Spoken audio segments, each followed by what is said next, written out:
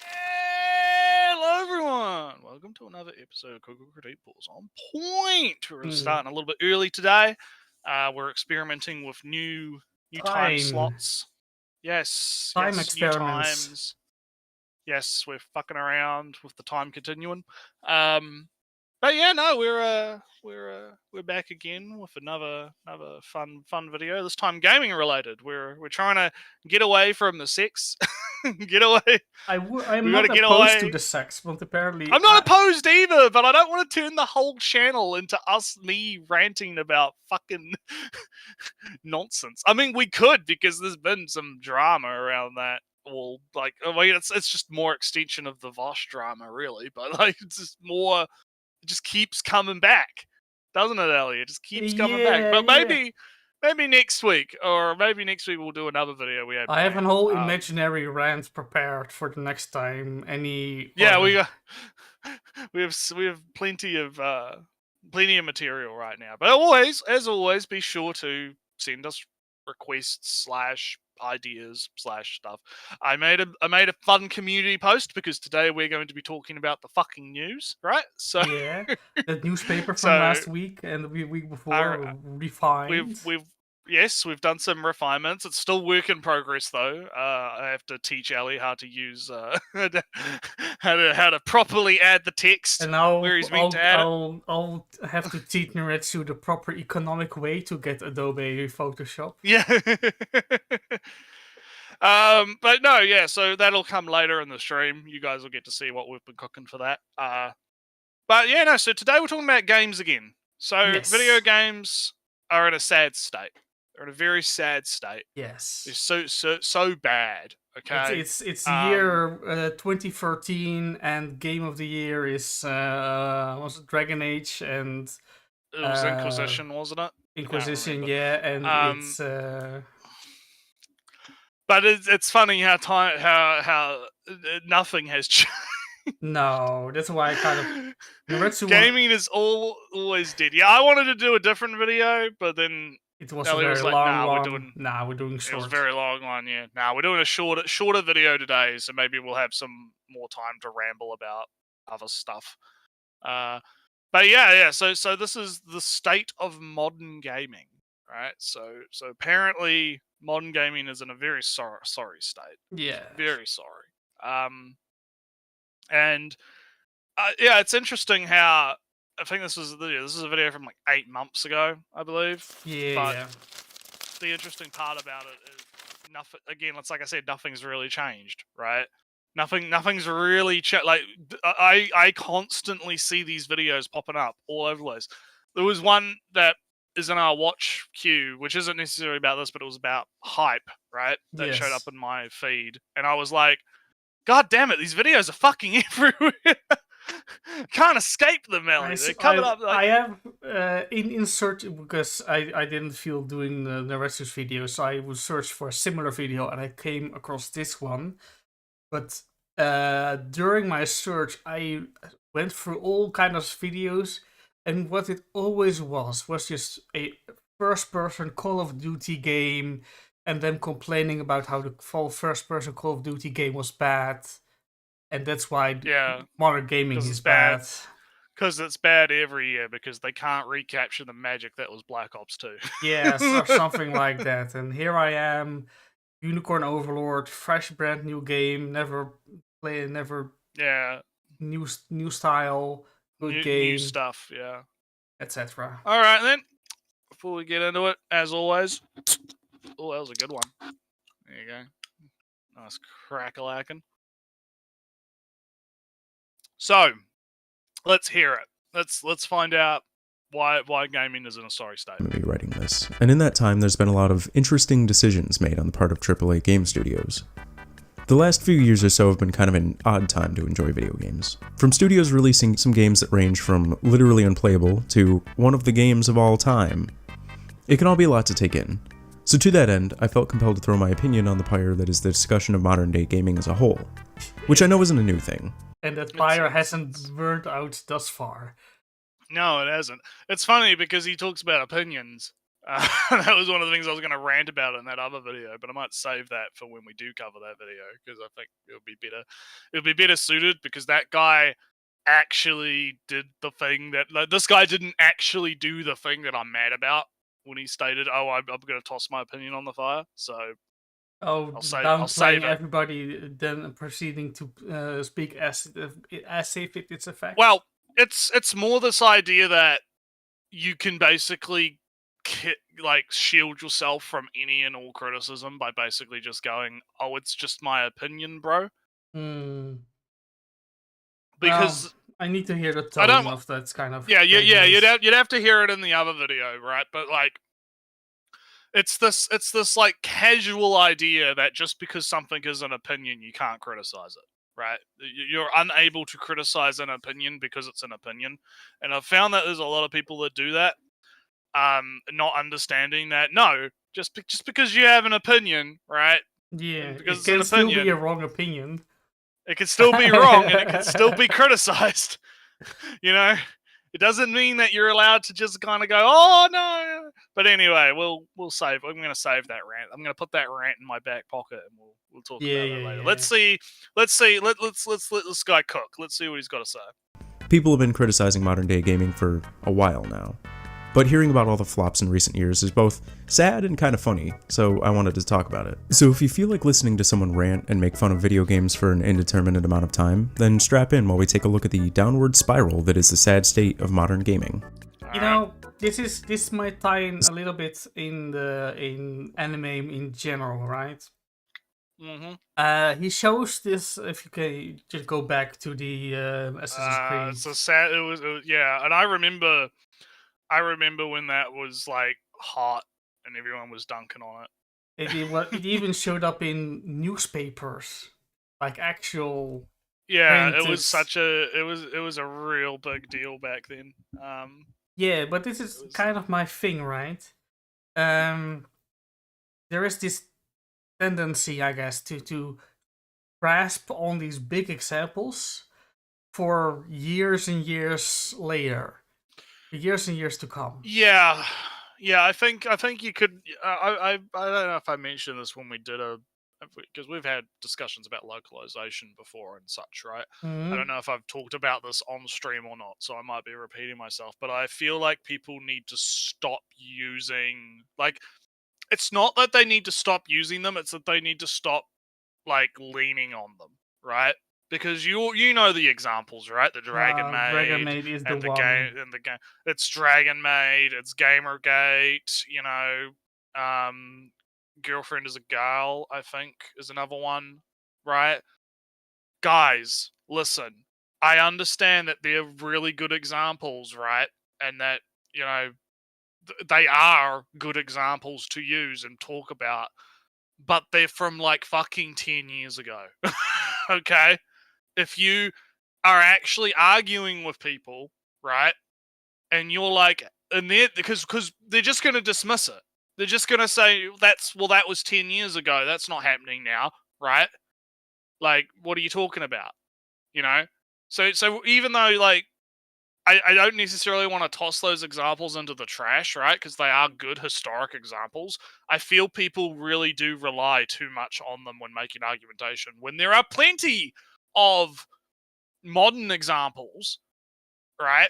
Or at least examples within like the last 1 to 2 years. Yeah, like, that's just what it kind of meant into the more anime Yeah. space. That, well, you say in localization, right? But also with the lollies, Dragon Maid is brought up again and again, even though, like you said, it's 10 years or whatever. I don't think it's. I can't remember how long ago the season 2 was, but it was like at least 5, maybe. I'd have to check. Well, either Yeah, the lovely complex stuff. Exactly. Mushroom's on point. Like I want to see people bring that up instead of bringing up Dragon Maid. Like, if you're arguing with someone online, right, bring up the lovely complex stuff. There you go. I But did no, hear sorry to that interrupt you. I'll continue. there's no video about it, but I did hear that No. that Jello guy, I guess. I don't know. They blacklisted him. I think he's been Yeah, well, I mean, understandably blacklisted and from the I industry. heard that he has the Jello person guy, whatever.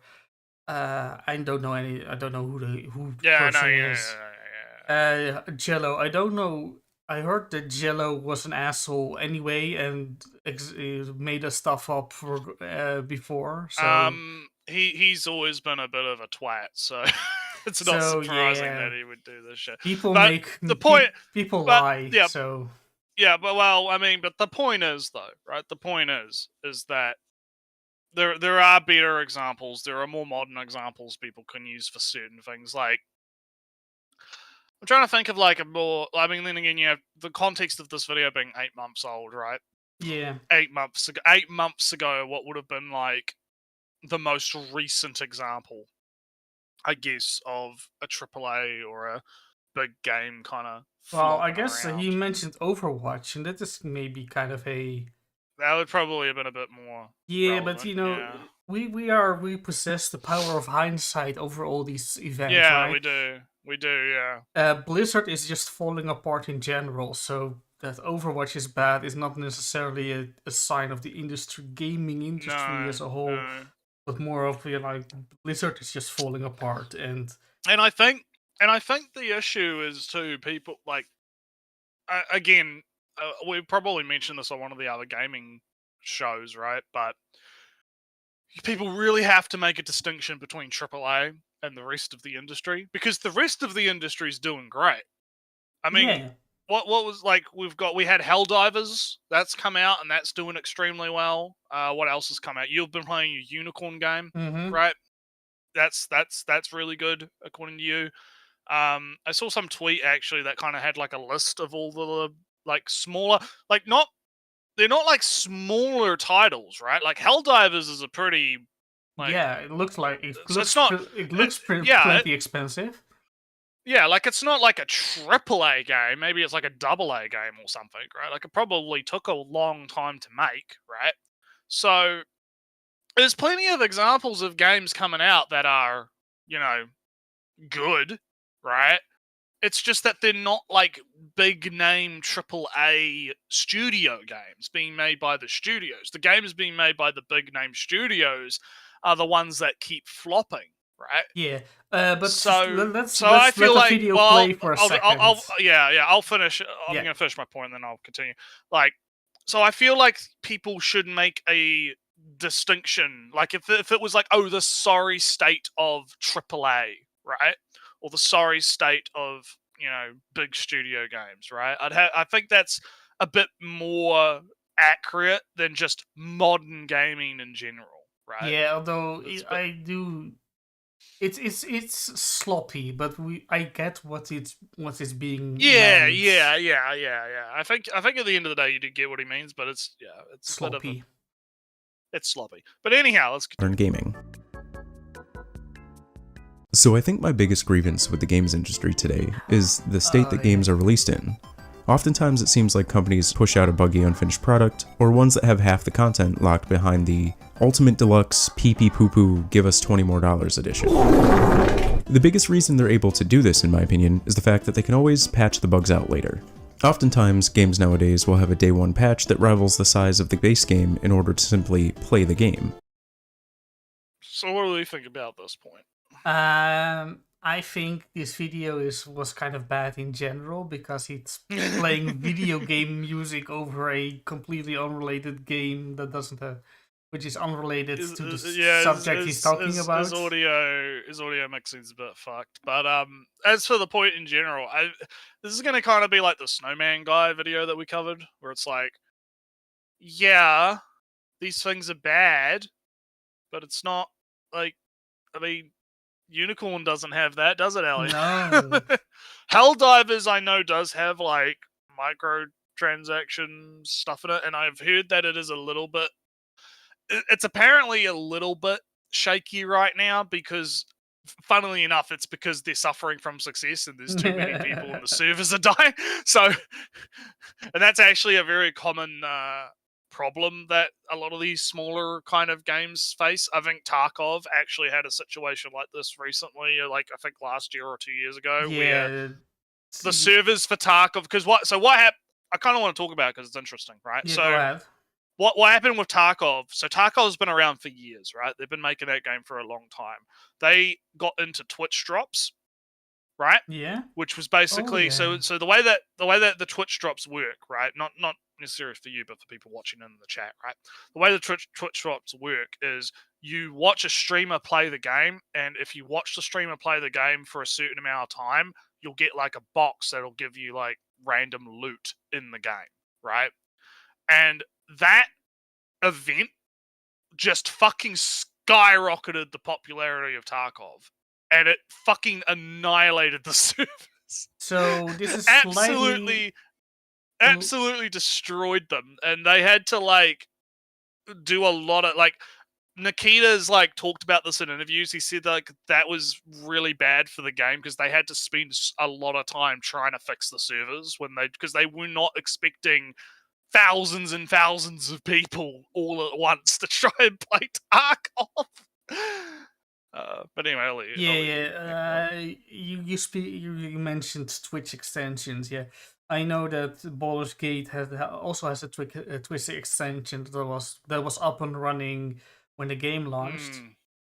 Basically, you can see what the party of the streamer is, what equipment they have, the stats, and you can vote on the choices, dialogue choices. Yeah, and it's kind of shocking how like that Twitch integration like boosts the popularity of games. But what I want to mention on the Twitch integration is that it completely was broken for a whole month or so.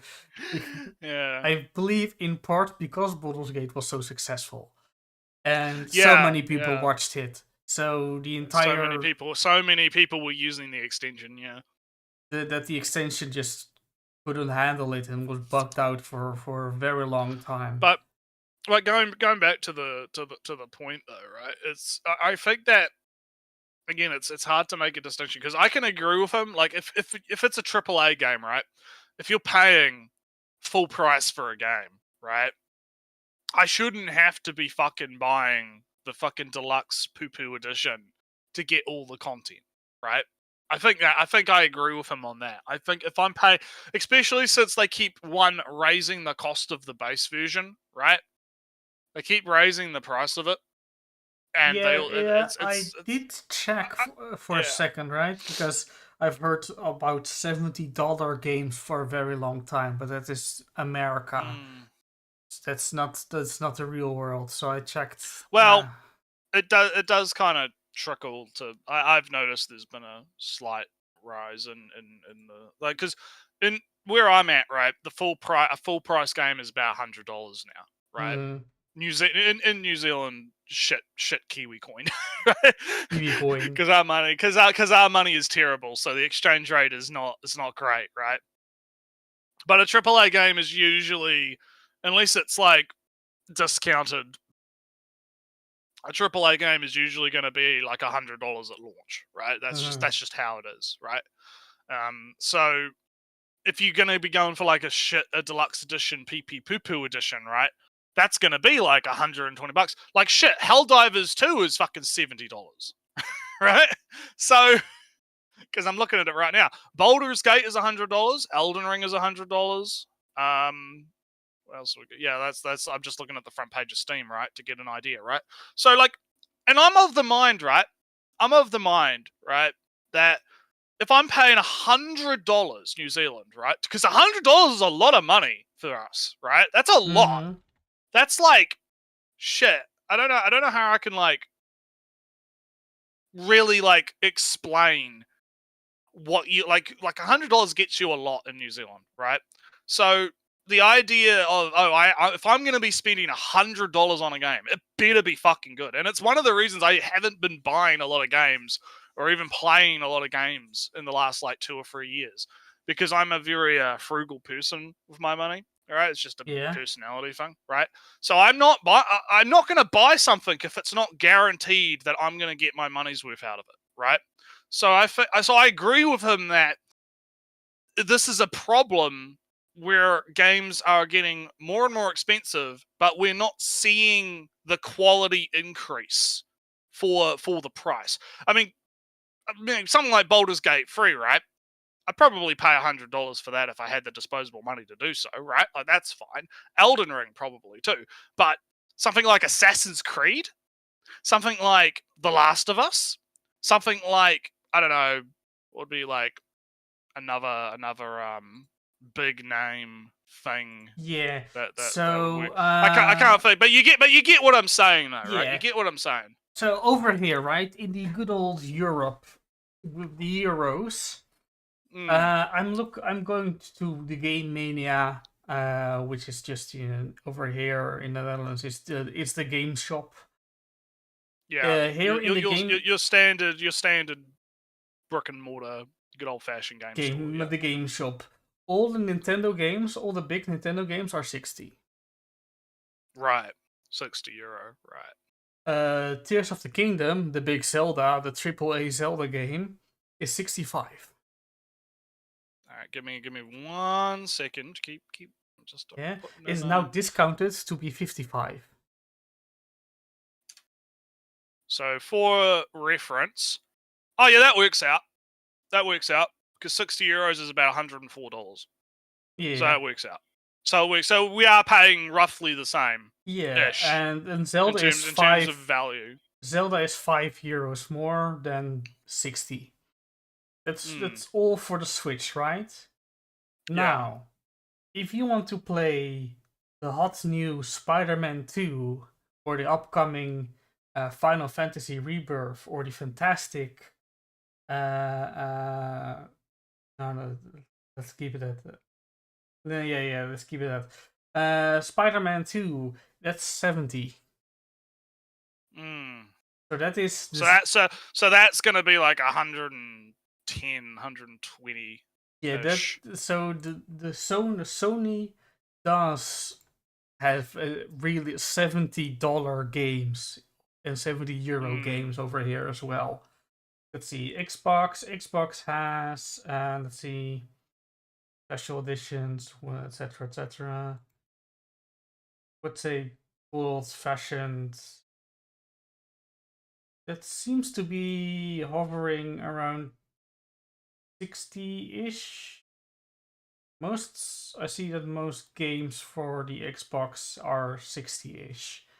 So here, from what I can see over here, it's only really Sony that does expensive games. It's PlayStation being PlayStation. Well, I do see that Call of Duty is 70, but I suppose that's not a first party. So yeah, I will say that I feel like part of the the other thing is obviously the special edition type stuff, right? And the fact that you can't get because one of the arguments is obviously you're not getting all the content because if you don't get the special edition, you're missing out on whatever DLC bullshit they add to it, right? Even if it's just like a costume or whatever. Like, there's a lot of people that don't feel like a game is complete unless you get the full, everything. I kind of have that, right? Like, I don't. It's why I used to buy collector's editions and stuff, because it's it doesn't feel like you're getting everything. I guess it's a little bit of FOMO, right? But yeah, I think that there's definitely a problem. I think, at least in not just in the AAA skew, but I do think that it bleeds a little bit into the lower ends, right, where they feel they have to match AAA, right? So I guess just to finish up, right?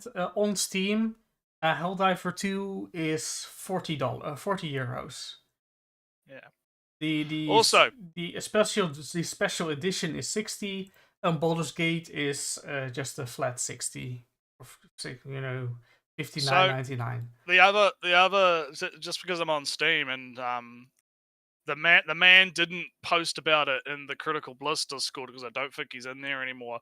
Future Fragments is out, Ellie. Yeah, he finally fucking finished. The man finally fucking finished it. Or at the very least, he finally got it in a state where he can sell it. For anyone that doesn't know, Future Fragments is an adult game that's been in development since fucking Ellie. Like, when did you first hear about Future Fragments? It was fucking years ago. He's been working on that for. He's been working on that game for a long time, but it's a good game though, because I remember playing, because he posted the demo in the LG chat like a number of years ago, and I played it and I was like, damn, this is really good. It's really fun. So now next up is What My Neighbors Are Demons. One day, one day, Logic's gonna finish that game. Before or after Star Citizen? Well, he's busy. He's busy with NTR Holic right now. Yeah, he's working on that. I'm ragging on him, but Well, no, he deserves it. He yeah. fucking deserves it. Star Citizen, I still doubt it's really it's going anywhere. Oh man. But yeah, no. So if you're looking for an adult game, right? I'll do. I mean, Hentai Rider's an okay dude. Like I've got disagreements with him on politics or whatever, but he's an alright dude. So if you're looking for an adult game, go out. It's like $28 New Zealand right now, so it's half the price. It's pretty well. Yeah. It's not on sale though. I don't know what he's doing. When did it come out? Because usually, wouldn't you put it on sale when it comes out? It's a choice, right? Yeah, I mean, you'd probably get more sales if you had it on sale, but it doesn't matter.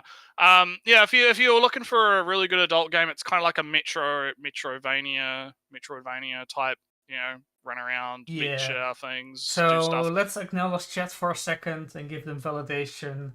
$70 for Tears of the Kingdom when it came out. That might that's likely, I guess, because what's the difference? What's $5, €5 difference? If your store charges $70 for all the other games, why not pocket that $5 extra dollars that Nintendo doesn't care to take themselves? If Nintendo says 65 is good enough and you can get away with 70, the store will sell it for 70 and pocket the 5. Not exactly, of course, but that's how it goes a little bit. Sony was the one that started doing it, and I see that reflected in the brick and mortar on the streets store of Game Mania in my case. Yeah, that Sony games are just more expensive compared to even. But the Xbox. thing is they can make the asking price as high as they want. The question is whether or not people see the value in it, right? Yeah, well, that's gonna be the thing. It's a little bit of a continuation of last week, where Xbox is kind of imploding on itself, kinda. So Sony is the only big game in town, the only big expensive console. Well, I mean PC, but well, I said console, right? I know. I'm fucking with you. But anyway, let's get back to the video. Yeah, go ahead. See what he's got to say. Keep in mind that bugs have existed since the dawn of man when Pong was released in 1000 BC. But I think it's more common now due to companies having the ability to release games in this state and then fix them later. Now, I don't inherently think updates to games are bad. Having the ability to add more later or fix bugs that you didn't catch during development is generally speaking a good thing, but not when used like this. Note that I really only play on PC, so I don't know how the console ports play from my own experience. But this year has had some of the worst PC ports ever to come out. The Last of Us 1 and Star Wars Jedi Survivor. So, So, with the bug stuff, right? I feel like one of the reasons this has become a problem in the industry is I think it's at least to do with the fact that they can patch things later, and it has more to do with release schedules. Yeah. Right? I think it has more to do with the fact that these games are being made with the expectation that they have to come out. You have to release it holiday season, right? Or you have to release it now, right? And so they're not spending enough time in the oven cooking things, right? They're not spending enough time in the oven cooking out these bugs, right? So naturally, when the game's got to come out, when it's got to come out because of business stuff, right? And then all of a sudden, they have to now that it's out and people can buy it, now we can fix a lot of these bugs, right? Mhm. And that kind of stuff. So And yeah, it's a I bit, mean, and another thing is, right, back in the day, before, the internet and patches and all this stuff, right? Back when, physical media was a thing, right? The version of the game that had to go on the disc had to be as polished as possible, because once you start printing those fucking discs, you can't you can't really when change what's on the disc after the fact, right? when going gold meant something. Yeah, when going gold meant something. Yeah, like you had to actually, like, it's not like you could patch a disc, right? Like, once the data is fucking burnt Well, onto the disc, Nintendo that was it. at one time Nintendo did patch a disc. Right, Remember, there was a bug in Skyward Sword, and Nintendo right. quite literally said, "Send your Wii Send your over." disc in, and we'll No, give not you a new disc. no. It was send your Wii in, send your console in, and we'll Oh fix the god, bug. Yeah, god. it was dire. So yeah, no, it's yeah. So in that regard, right, I feel that's my theory, right? That's what I think the bug stuff is about. I don't think it's necessarily Yeah, about. I do agree that it's kind of they outsourced the bug patching, and therefore the bug fixers are not really a part of the creation process, and it's always a thing where I am kind of a bug fixer in my actual job as well. I do quality control. Quality control, yeah, yeah. That means that Which I'm, is pretty similar, yeah. in a sense, right, that I tell other people that they're doing their job wrong. Yeah. Hey, Yeah, you made yeah. this and you put all your effort in, but it's wrong. Fix it. But it's shit. Yeah. That is annoying, So no matter so I from who guess it comes. so And it, so I guess the point of contention with the video is I don't necessarily think that this is done out of laziness, right? Because there's this idea that it's like, oh, they're only doing it because they can, right? Because they have that ability to patch, so capability, they're leaning on yeah. it. Yeah. So I don't think it's like from a place of malice or a place of laziness. I just think it's because of the way business works, right? Yeah, It's and just business. more, I think, more quarter thing, right? It's greed, if Yeah. anything. Because in the end, Yeah. it costs more to ship a game and fix the bugs afterwards. It's cheaper to fix the bugs in advance when you have your whole team still working on the game and not have it, of course, shipped.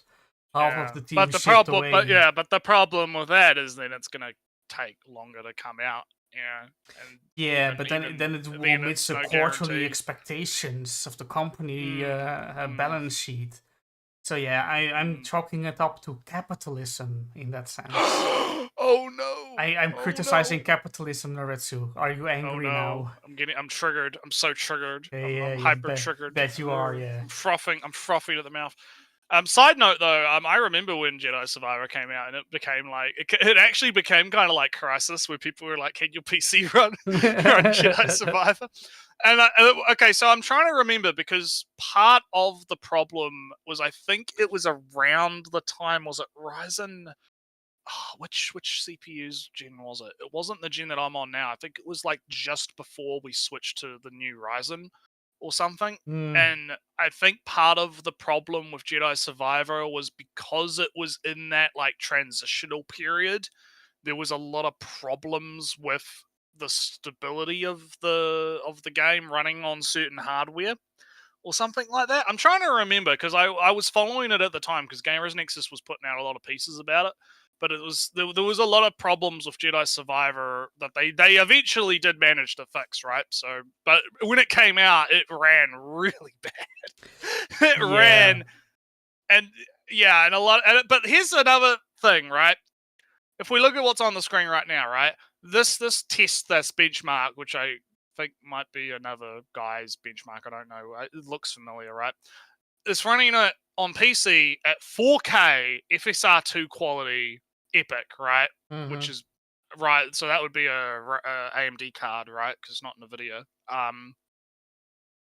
If you're running it at 4K at fucking max fucking FSR, yeah, it's not gonna run. I am not that well versed in rendering systems, but was FSR not one where they render half the frames? Yeah. FXR is basically what does Nvidia call it? They call it like oh fuck, what is it Generative called? It's like, frame generation. yeah. It's the same kind of thing. And theoretically, it's meant to help performance, but I'm not quite sure. Because FSR was because the thing with AMD is their technologies tend to be not quite as good as Nvidia, and they take a while to get going, right? Like eventually it'll be good, but it's like their software side is not as good as Nvidia, right? So again, it probably compounded the issues, but it's. I feel people kind of have this like because I'd have to look at the most recent Steam survey, right? And I think in the most recent one I remember looking at, I haven't seen the most recent one. The vast majority of people are still playing at 1080p to 1440. Most like people are transitioning to 1440, but the amount of people that actually play at 4K is fucking minuscule. because if you're playing at 4K, you pretty much have like a $5,000 computer, right? Like you have a GTX fucking 4080 up to 4090. You have like a super beef CPU, right? You are the gaming, right? You are hardcore because you need to have that much power to push a lot of these games to be playable at 4K or even 8K, right? So I think using that as your like oh look, the game's running poorly. It's like, yeah, of course it's fucking running poorly. Because if you're trying to play the game at 4K on like a mid-range computer, yeah, no, it's not gonna fucking go over 30 frames a second. Yeah, I can't see rendering. I'm clicking on the you're doing some research. Steam statistics. Primary window thingy. 61% is on 180. Yeah. Yeah. Vast majority of people are still on 1080 to 144. Because 144 is starting to grow a lot more popular because it's the monitors, right? Yeah. Like the monitors are getting cheaper, and as the monitors get cheaper, people are able to like I have a 1440p monitor, right? Like it, as the monitors get cheaper, people can afford them. People are going to buy them. People are going to use them. People are going to start rendering their games at that higher resolution to match their monitor, right? So that's kind of like more of the thing. It is an interesting topic though, like to look at the Steam survey and kind of talk about what trends and whatnot. The trends are quite interesting. I think for a very long time, I think it was the 1060 or something. It was like one of the lower end GPUs was the most used. I don't know what it is now, but I closed it already, and we shouldn't spend too much time on. Yeah, well, I mean, hey, look, people come to the show for the rambles, okay? Yeah, I guess. Yeah, but anyway, let's get going. Sit at mixed reviews on Steam due to the fact that these games were almost unplayable on release. Well, I mean, okay, I'm a frame rate man, right? I will sacrifice fidelity for frame rate any day of the week, right? But if I know a guy, or I talk with a guy who's a mate of mine who he's like the exact opposite. He's like, I don't care about the frame rate as long as it's stable, right? Like if it's stable 30 frames per second, a lot of people just don't have a problem with it, right? So if it's running at like stable 30 at 4K, there are some people that care more about that that crispness that they get from 4K, right? Which is why people gravitate towards it. So so to me, if it's as long as it's not dipping below 30, it's it's stable. It's not unplayable, right? No, I'm not a big 60 or a die kind of guy.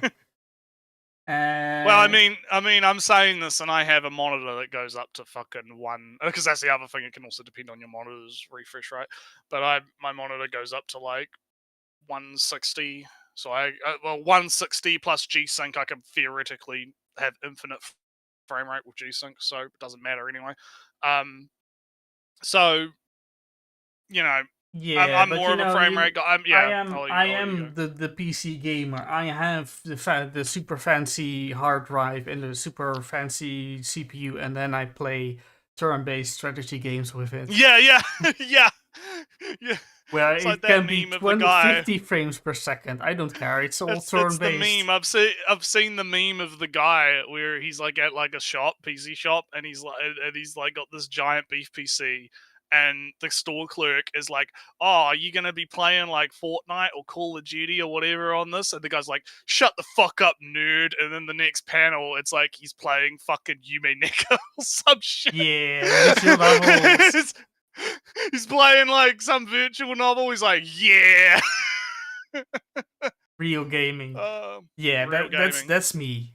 Not Yeah, necessarily yeah. visual novels, but you know, my base building Factorio game, which doesn't really matter. Like, look, I'll play some Cyberpunk. You know, I'm a War Thunder player. Please euthanize me. You know, I Yeah. mean, I haven't like I got some games that I do like to play, but I haven't played a lot of games recently because I've actually been too busy because I've been getting back into drawing. I don't have the time. Like, if I'm just, I'm spending 2 hours a day trying to draw, right? So it's kind of like I don't have a lot of gaming time these days, right? But like, so, but back to the frame rate thing to cap it off, right? I'm one of those guys because I feel like the difference between 30, 60, 160, right? Like I feel that difference. So to me, that's a lot more important to me, is because it feels smoother. It just feels smoother, It right? does, right? People, people will argue with you about this, and they'll be like, "Oh no, there's no difference. The eye can only see it." Well, that's bullshit. But like, they'll be like, "Oh, you can't. There's no difference between 30 and 60 frames." It's like bullshit, fucking bullshit. If you actually play at 60 FPS, you feel it, right? You feel how smoother it is because it's the communication between your eyes and your hands, right? Because your eyes are picking up the visual input smoother, it feels better to play it, right? It's hard to explain it, right? But you it's all feel feeling, it. yeah, but I know. Yeah. You can I can feel the difference between 60 and 30. I can see it. I can tell you which is which and etc. Yeah. But yeah. I don't play many high action I don't play much character action. I don't play Twitch shooters, Twitch platformers, all that kind of stuff. I don't really do. So 30 for most games is kind of fine, I guess. And fine. Yeah. Back to the video. He shows like this. We assume with super duper CPUs and CPUs, the game runs at around 35.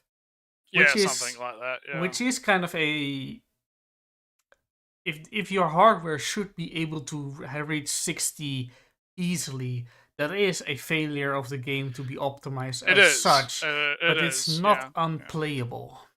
Yes, like unplayable to me is two things, right? It dips below 30, right? Yeah. It's or well 60. I'd prefer 60, but like if it's like if it's stable, that's the next thing, right? Is it either dips below 30 or it's jittering all the fuck over the place, right?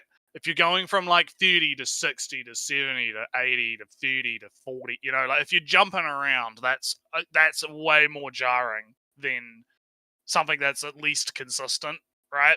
Although I do have to mention, right, in Metroid Dread, if you use the power bomb, the game can't really handle that much fancy effects at once.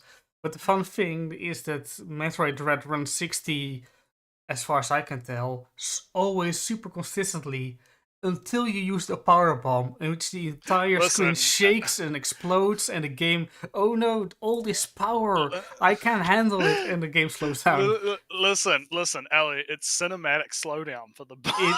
It is forced cinematic slowdown. Forced cinematic slowdown. All right, but anyway, let's get back to it. This is in part optimization, and some would say the other part is Denovo. For those of you who don't know, Denovo is a software used by many AAA games in order to prevent tampering and piracy. However, many report that Denovo negatively impacts the performance of the game and also makes modding more difficult. Some are even locked out of the games that they legally purchased by it. Note that not everyone seems to experience these issues, but since it did happen, some developers seem to be moving away from it. Capcom, for instance, removed it from Resident Evil Village. So it's funny he says that because I believe Capcom reintroduced it for other Yeah. games. I don't So think do we have any opinions on Denuvo other than anti-piracy bad? Is that like Yeah, really... I don't like this. Steam is too convenient to pirate games really these days. Well, yeah, and I feel like Denuvo. There are people that are like really militant about Denuvo and will never buy a game that has Denuvo in it, and I can understand, right? I get it, right? But I just don't care. I just like the only big Denovo thing that I'm weary about, and why I do kind of like slightly hesitate when I see Denovos in a game, is I believe there have been reports in the past and now of it ruining SSDs because of the way that Constant it checking, I guess. yeah, and it does a whole bunch of read and writes on the SSD, and that causes it to burn out faster or whatever. But like, so like that's a problem, right? And I think that, I don't know, like they've probably tried to fix that by now, but who knows? And it's one of those things where it's kind of like, some people have it happen, some people don't, kind of like what the guy in the video said. So I'm like, I don't want to. But I think overall everyone can kind of agree anti-piracy bad. Yeah. Right? That's like the gist of it, right? Like people respect game developers, like I believe CD Projekt Red and whatnot, that are just like, look, if you're gonna pirate the game, but just like, please just buy it if you do end up enjoying it. You know, we're not going to stop you, right? But you know, I think people respect that more, right, than having them kneecap the game to try and stop people from fucking Although last I pirating. heard is that Denuvo actually works, so No, I heard there are people that have cracked. I mean, it works until people crack it and figure it out. yeah, but Because people like, lately, Hogwarts Legacy is Denuvo apparently, and it hasn't been cracked, even though it's almost a year. no, I heard it was cracked. All I right. heard there was a pirate. I heard it was. So I don't Anyway, know. there are games which have Denuvo, and people would want I think them. it's a matter of like, it will slow down the pirates so they don't Sometimes the until pirates will just give up because they just won't care. Yeah, yeah. but at the same time, it's I just don't agree. The age of day one cracks is over. That's kind of the thing. Yeah, but in general, I don't like anti-piracy shit in general, and I feel like Denovo bad, basically. Like, I don't disagree. And others, of course. I know these issues are not the fault of the developers or anything, and blame shouldn't be on them. I've read so many horror stories about how they're crunched for time, and the sheer work hours that they put into these games is borderline inhumane. Among other things, the game developer job culture... Real quick, just to criticize the video itself, right? Besides Blizzard employees stealing milk from weirdos. Anti-piracy in games is not related at all to developers being overworked. That's a business decision from the higher ups. It's got nothing to do with the fucking grunt work. Yeah, so why say, well, we have don't be harsh on anti-piracy. The devs are overworked when both are the decision of the big boss. So just kill the big boss, I guess. Just kill the big boss. But it doesn't have really anything to do with the Denovo thing, and it's also kind of a mute. It's a moot. God, this is actually a denser video than I thought. It's also a mute point because I don't like this whole, oh, Ellie, human beings worked on this. You can't criticize it because you don't understand, Ali. The human beings, they were overworked and crunched. You can't. But you- Naretsu, how are they overworked? They're well, I don't know. They Magically get chained. crunched Yeah, they're chained to the fucking desk themselves? and By who? But they're whipped. They're whipped by the big boss man. Who comes So in we and have he to kill the says- big he boss. says, I see. Yeah. Get your guns, Naretsu. But like, yeah. But you get what I'm saying though, right? Is I don't like it when people go, "Oh, you can't criticize this," or you can't say this game was shit, right? Or something like that. Because, oh no, but think about the poor human beings, Ali. Oh, and I hate it because it's always really selective, right?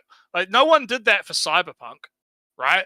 No one, because everyone was shitting on that when it came out, and people still shit on it now, even though it's relatively stable and works, right? And of course with you, it worked day one, and it wasn't a problem. Yeah. But you get what I'm saying, right? No one was like, oh, those poor human beings at CD Projekt Red, they were crunched. Oh no, people fucking shat on Cyberpunk anyway, right? So And don't give me this fake sympathy fucking human being bullshit, okay? You only bring that up when you think that you can like use it as like an own or something, right? You don't like because it comes up with Project Red, not Project Red. What's the fuck? Rockstar games, right? Like Redfall Red also. Dead. Red Dead, right? I remember Red Dead, right? There was a big thing about the crunch because apparently developers were like sneaking messages into the game or some shit. I don't know if that was actually true or if it was just a rumor or fake news or whatever. But there was like a massive fucking like big controversy around they're forcing the devs to fucking they're getting whipped and it's so bad they can't see their family over the holidays and all that shit. And then Red Dead Redemption 2 is still one of the biggest selling fucking games that came Red out Dead that Redemption. year. It was massive. Yeah. Massive game, big money, Ellie. They made so much money. Oh, but this people is a story don't actually about give a shit. BioWare, right? That was it Inquisition you said? Because Inquisition got Game of the Year, that was the end of BioWare because bad behavior. Because Inquisition was the most rushed game ever. It was so bad, yeah. It was was built on crunch, and then it got Game of the Year, which meant that we have to just crunch more, and then we'll have 2 Game of the Year. Yeah. But my point is, people don't actually give as much of a fuck as they say they do. When they bring up the human being argument, it's literally just them. Yeah, and this video is not even related to. Has nothing to do with anti-piracy programs. Yeah. But any rant over, let's continue. Seems to be really, really poor, and I feel like blame lies with the publisher for setting unrealistic time frames for these games. Oh, see, there you go, man. Yeah, but why? What is? There's no breach between anti-piracy programs, but do think of the devs. They're being overworked by the boss. Oh man, but anyway, let's continue. At least Nintendo knows not to rush a video game. Oh yeah. Well, I guess. Nintendo. Well, I think he's going to show Pokemon anyway. But yeah, besides Pokemon, but Pokemon isn't Nintendo. That's the Pokemon company. It's Game Freak. Yeah. But anyway, let's continue. That lead quality that we see in some newer titles. Just do what CD Projekt Red did and release a statement saying it's going to get delayed. It's these points. Yeah. It got delayed like 5 fucking times, and it was still shit. What is it? Yeah, but now it's even worse. So. Well, for you it is, but for me it's fine. I haven't finished my first run of that. That game is so fucking dense, man. Like there's so much to do in that game. I did restart the playthrough, but I didn't get beyond the tutorial yet because the city is already so dense. Yeah, there's so much to fucking do in that game. It's crazy. But anyway. That lead me to believe that most companies are not out to make a good product or push the medium of video games in any meaningful way, or even make something that's just fun for people to enjoy. At the end of the day, it's about money, which segues into my next point. Oh, here we are. Hey, Golem. What would you pay for a brand new AAA game? $50, $60, $70? For most of my childhood, games were between See, he's just making the same argument that I was making. He's just making the same argument we were talking about before with the pricing of games. Yeah, but you know, I remember this part. Yeah, he's going to say that inflation is a thing. Yeah, but Yeah, inflation is real, but at the same time, there's other shit going on there. There's other stuff going on there. World of But, War. but I let's like just that game. yeah. But anyway, let's just get, because I don't have anything else to say that hasn't already been said about the price of games. So let's continue. In the $50 and $60 range. And I get it. It's not the early 2000s anymore. Inflation's a thing, and at the end of the day, publishers and developers need to make a profit. But the industry standard is $70 for a new game, with some enhanced editions being as much as $99. You know, it came Most of this because we did confirm that $70 isn't the standard; it's the PlayStation anomaly. And then it does filter into some other games. But Well, it filters into Nintendo in $5, €5 higher, and that's about it. But yeah, let's just get through it, because like I said, there's not much. We've already kind of covered this. These games end same shit that they've released for the past several years, with very minor tweaks to them. Graphics can only get so good on each era of hardware, and believe me, I don't think they're making any strides in gameplay with each new entry of FIFA. On top of this, most games have some sort of predatory monetization scheme behind them. Ways to make the player keep paying money after purchasing the already expensive game. Live service fees, premium battle passes, and Lord knows there's going to be an in-game shop for cosmetics, EXP boosts, and other unlocks day one. If you want to criticize, like, you know, paying for online, Nintendo is kind of the last one you can criticize. They were, yeah, they were the last one to do it, yeah. Yeah, but also they are the cheapest, so. Well, I wouldn't know because I don't fucking. Well, it's even Game Pass. I can look it up. I don't have Game Pass thing, but I believe Game Pass is like $120 a year, so like a $10 a month thing. Does that come with Xbox Live though? Because I don't. Yeah, remember how it is. Oh, it does. Let's see. Yeah, because I think they used to have like Xbox Live Gold, right? And then I think they rolled it into the Game Pass now. Because it used to be, I think you had to buy. I don't remember. I don't remember how. So it worked, I do know this, right? They had the Xbox Live existed until the end of last year, right? And then they just renamed Xbox Live into Game Pass. So now, yeah, like I said, they folded it in. So now they can claim that Game Pass had a big growth because they renamed the thing. Big growth, yeah. Because I remember like Xbox Live was like the first one to kind of do the pay, because I'm talking about original Xbox, right? Like Xbox Live was like the original kind of online paid thing, and I think that one of the problems was people didn't really push back on it hard enough, because back then technology was a lot more primitive back then, so it was somewhat understandable that it was like, oh, you have to pay for the online service, right, on the console, right, when we're talking about original Xbox, right? But by the time the 360 rolled around, most people were on broadband, right?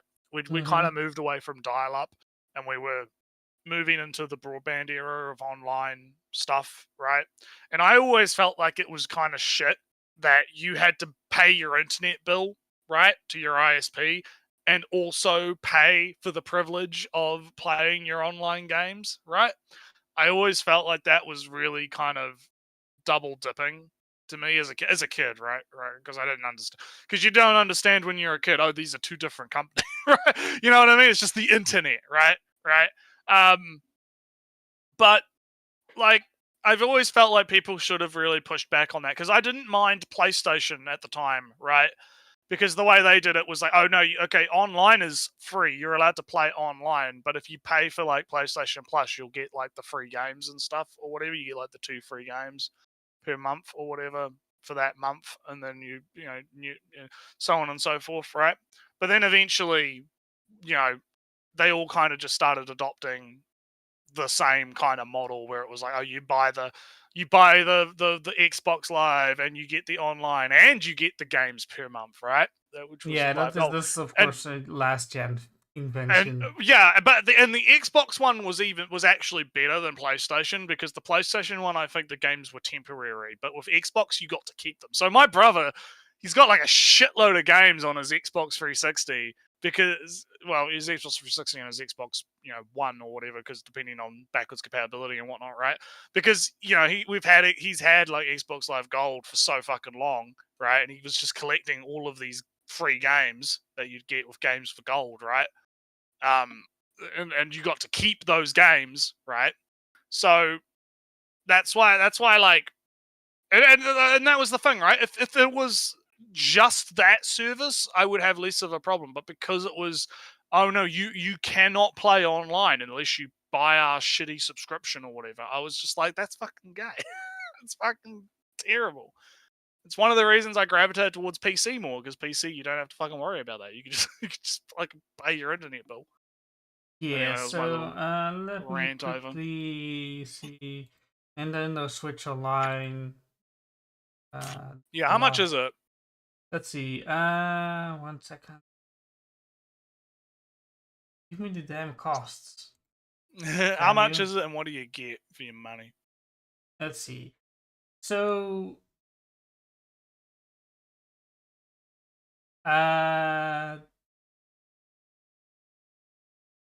yeah. So, let's go from most expensive to least expensive, right? The Game Pass. The Goom Pass. The core is seven euros a month. Ultimate is 15 euros a month. Right. Oh, more than double. A little bit more than double. But you also have a kind of a standard for 11 euros a month. So that comes around at, something of somewhere in the middle of 10 euros a month for the Xbox, and then you get Game Pass stuff included. If you take the middle version, the standard version.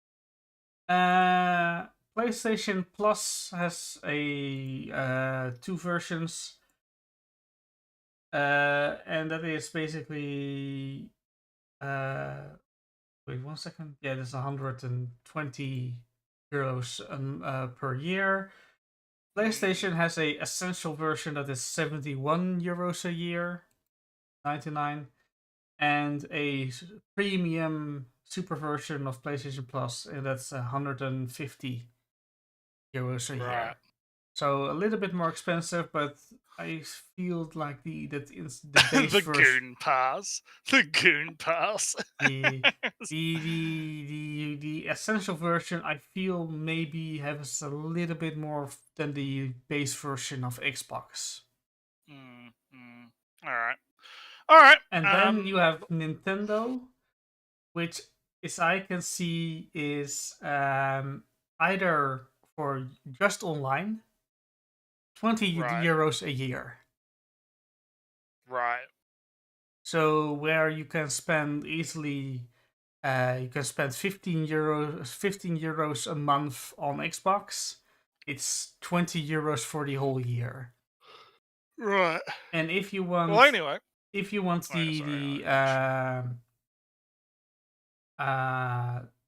expansion passes for you want to play the Nintendo 64 and the GameCube Advance games, that ups it from, that makes it 60 a year basically. All right, well, let's get back to it then. See what this guy's got to say. Which I'll delve into more later. The worst offenders of these are your EAs and Activisions, and don't worry Blizzard, I see you too, but you get your own part of the video. Some older Nintendo games are basically unavailable for purchase nowadays without shelling out for the original console with the game, and that gets stupid expensive. So what do? Emulate it? Absolutely not. Nintendo will absolutely send a SWAT team after you, because emulation in their eyes is basically like walking up and taking a fat diarrhea into Shigeru Miyamoto's cereal. But pay $50 a year for lazy emulated versions of these games, which in most cases aren't even as good as the open source Can community. I defend Nintendo a little bit? Right? By big Nintendo defender. Big Nintendo Defense Force. Those emulated versions that he says are bad are actually kind of just fine.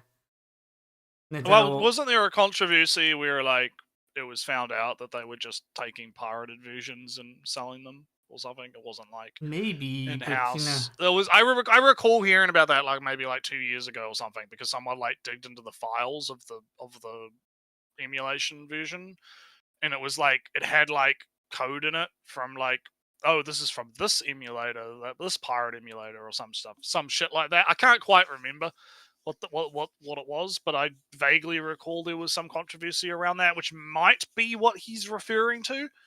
Like he might be referring to the fact that, oh, Nintendo is just they're striking down these pirates, stealing their emulated versions, and then reselling them because they're lazy and they don't want to make actual like versions, I guess, or something. I don't know, but because you know Nintendo had the Virtual Console, which was which had many of these games already on it. So Nintendo is a bit more selective with their online, but I have a lot of games on Switch Online. I kind of play a lot of NES games. I can play a lot of Super Nintendo games. So I can play a decent selection of GBA games, you know, Fire Emblem and whatnot, and a couple of Nintendo 64 games. So yeah, you know, it's the first month of the Nintendo Switch's online existence. Yeah, you had 5 games and that was it.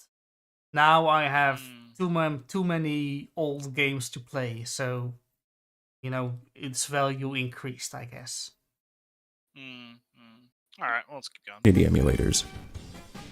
But Nintendo, being the poor multi-billion-dollar company that they are, have to launch a righteous crusade against piracy. Like, even their About page feels pretentious and screams that they hate their fans. With games costing hundreds of thousands. Nintendo is not alone in this, of course, right? Xbox will also send the dev squad to your house if you do an emulation thing. Well, yeah, I guess Nintendo gets the flag for it because they're more... Because they have games people care about and care enough to well, then they're a bit more... I think they're a bit more proactive, and so they end up getting more of the limelight. Like, for instance, they'll go after, like, fan games and stuff, right? So... like, I think that kind of causes people to hyper-focus on them a bit more. You remember, you know that Bloodborne card thing? Oh yeah, that one, yeah. Yeah, you know, there's a... Oh yeah, I did hear about that. That one did get hit by Sony, didn't it? Yeah, and it's the game, the Bloodborne card game was like in months known.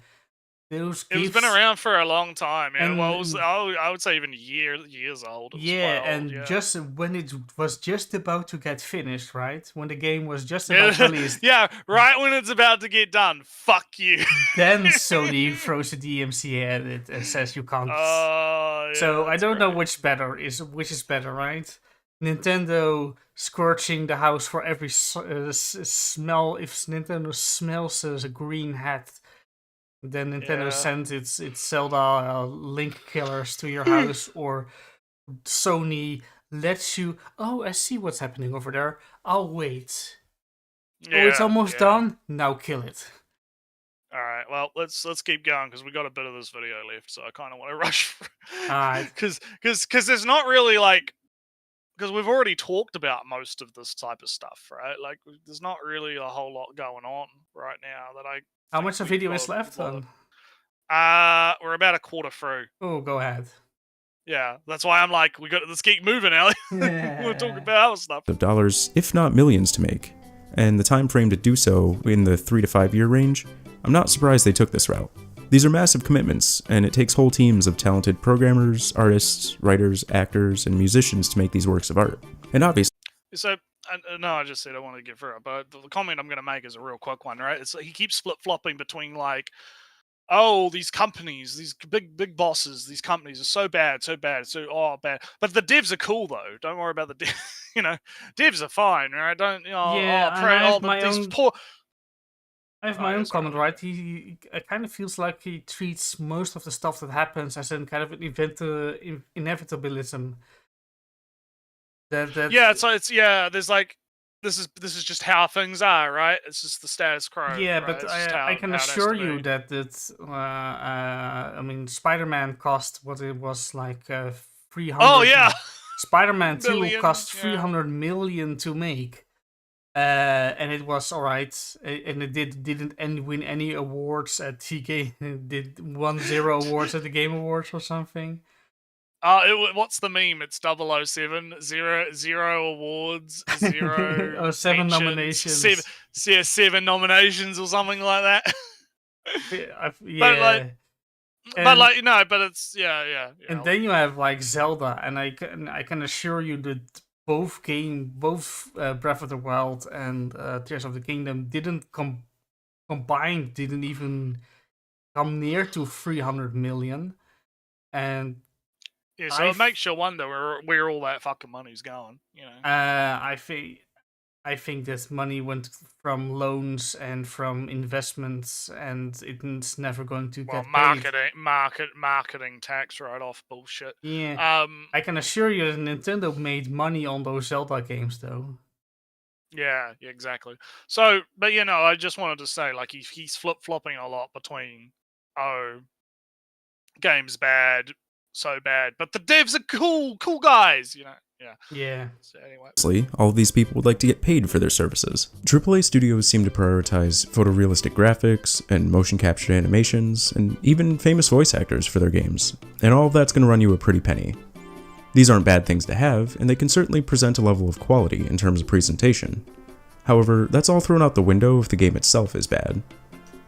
Many people view AAA games as the top of the top in terms of quality. Cream, yeah.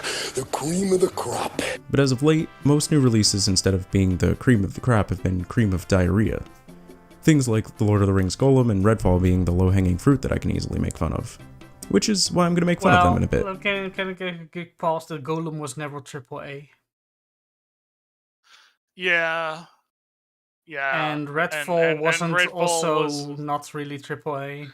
well, Redfall was like a doomed project from the start.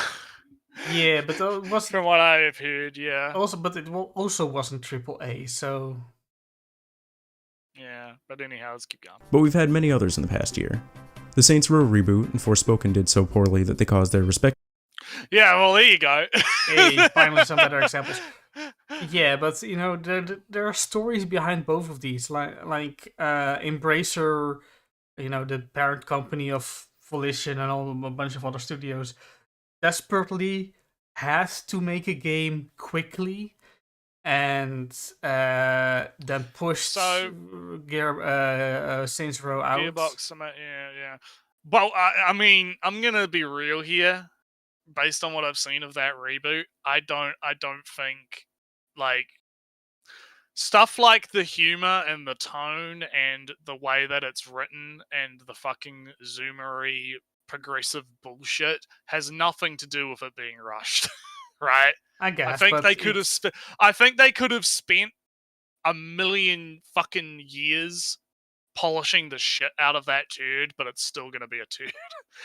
I'm gonna be real. I'm looking more at the you mentioned the humor, but the game had a bunch of game breaking, possession breaking. Yeah, yeah, obviously the bugs, right? But what I'm saying is, like, there seems to be fundamental design problems from the ground. There's. Like, I don't think the game was going to be well received, even if it was spotless and free of bugs, is what I'm saying. Yeah, but I don't. Just for personal example, the latest Fire Emblem game had a terrible story. I hated the story. I couldn't really stand the story. I couldn't even really stand the characters, but I had fun playing the game, moving my units on the map. So. But the sin of Saints Row is that the story and the characters were bad, and the game itself was bad. Yeah, but I feel like it's one of those things where I'm just saying I don't think it's as simple as just Embracer Group forced them to shit out the game, that's why it's bad. I think there's other shit. It's like the Suicide Squad game, right? That came out recently.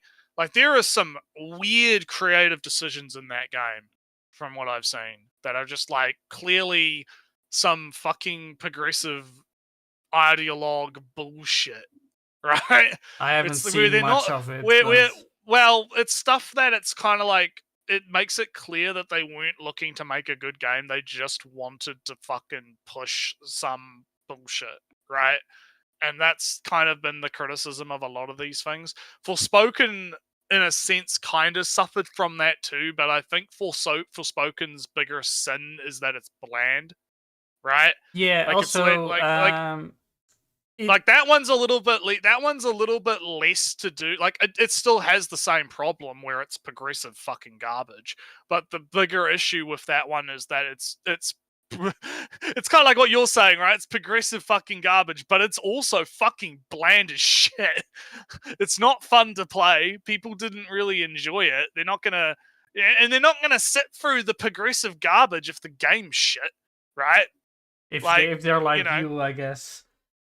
well, Not no, but not that I'm just saying. I care about and the American Well, I do. progressivism. No, I do care because I don't want to be fucking preached to when I'm playing. I want to sit down and I want to play the video game, right?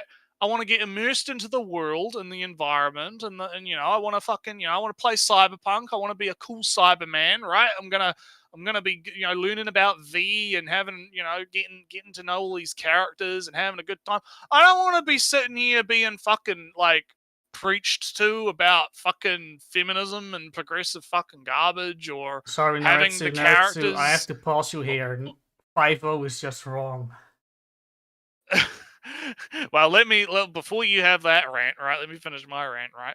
Like, I don't want to sit there and have to deal with this progressive fucking soy boy writing bullshit. Oh, I just exploded things with my fucking mind, soy face goober. Like, I don't fucking care. I don't want to fucking. I'm not gonna spend $100 fucking on a game to get that, right? I'm sorry.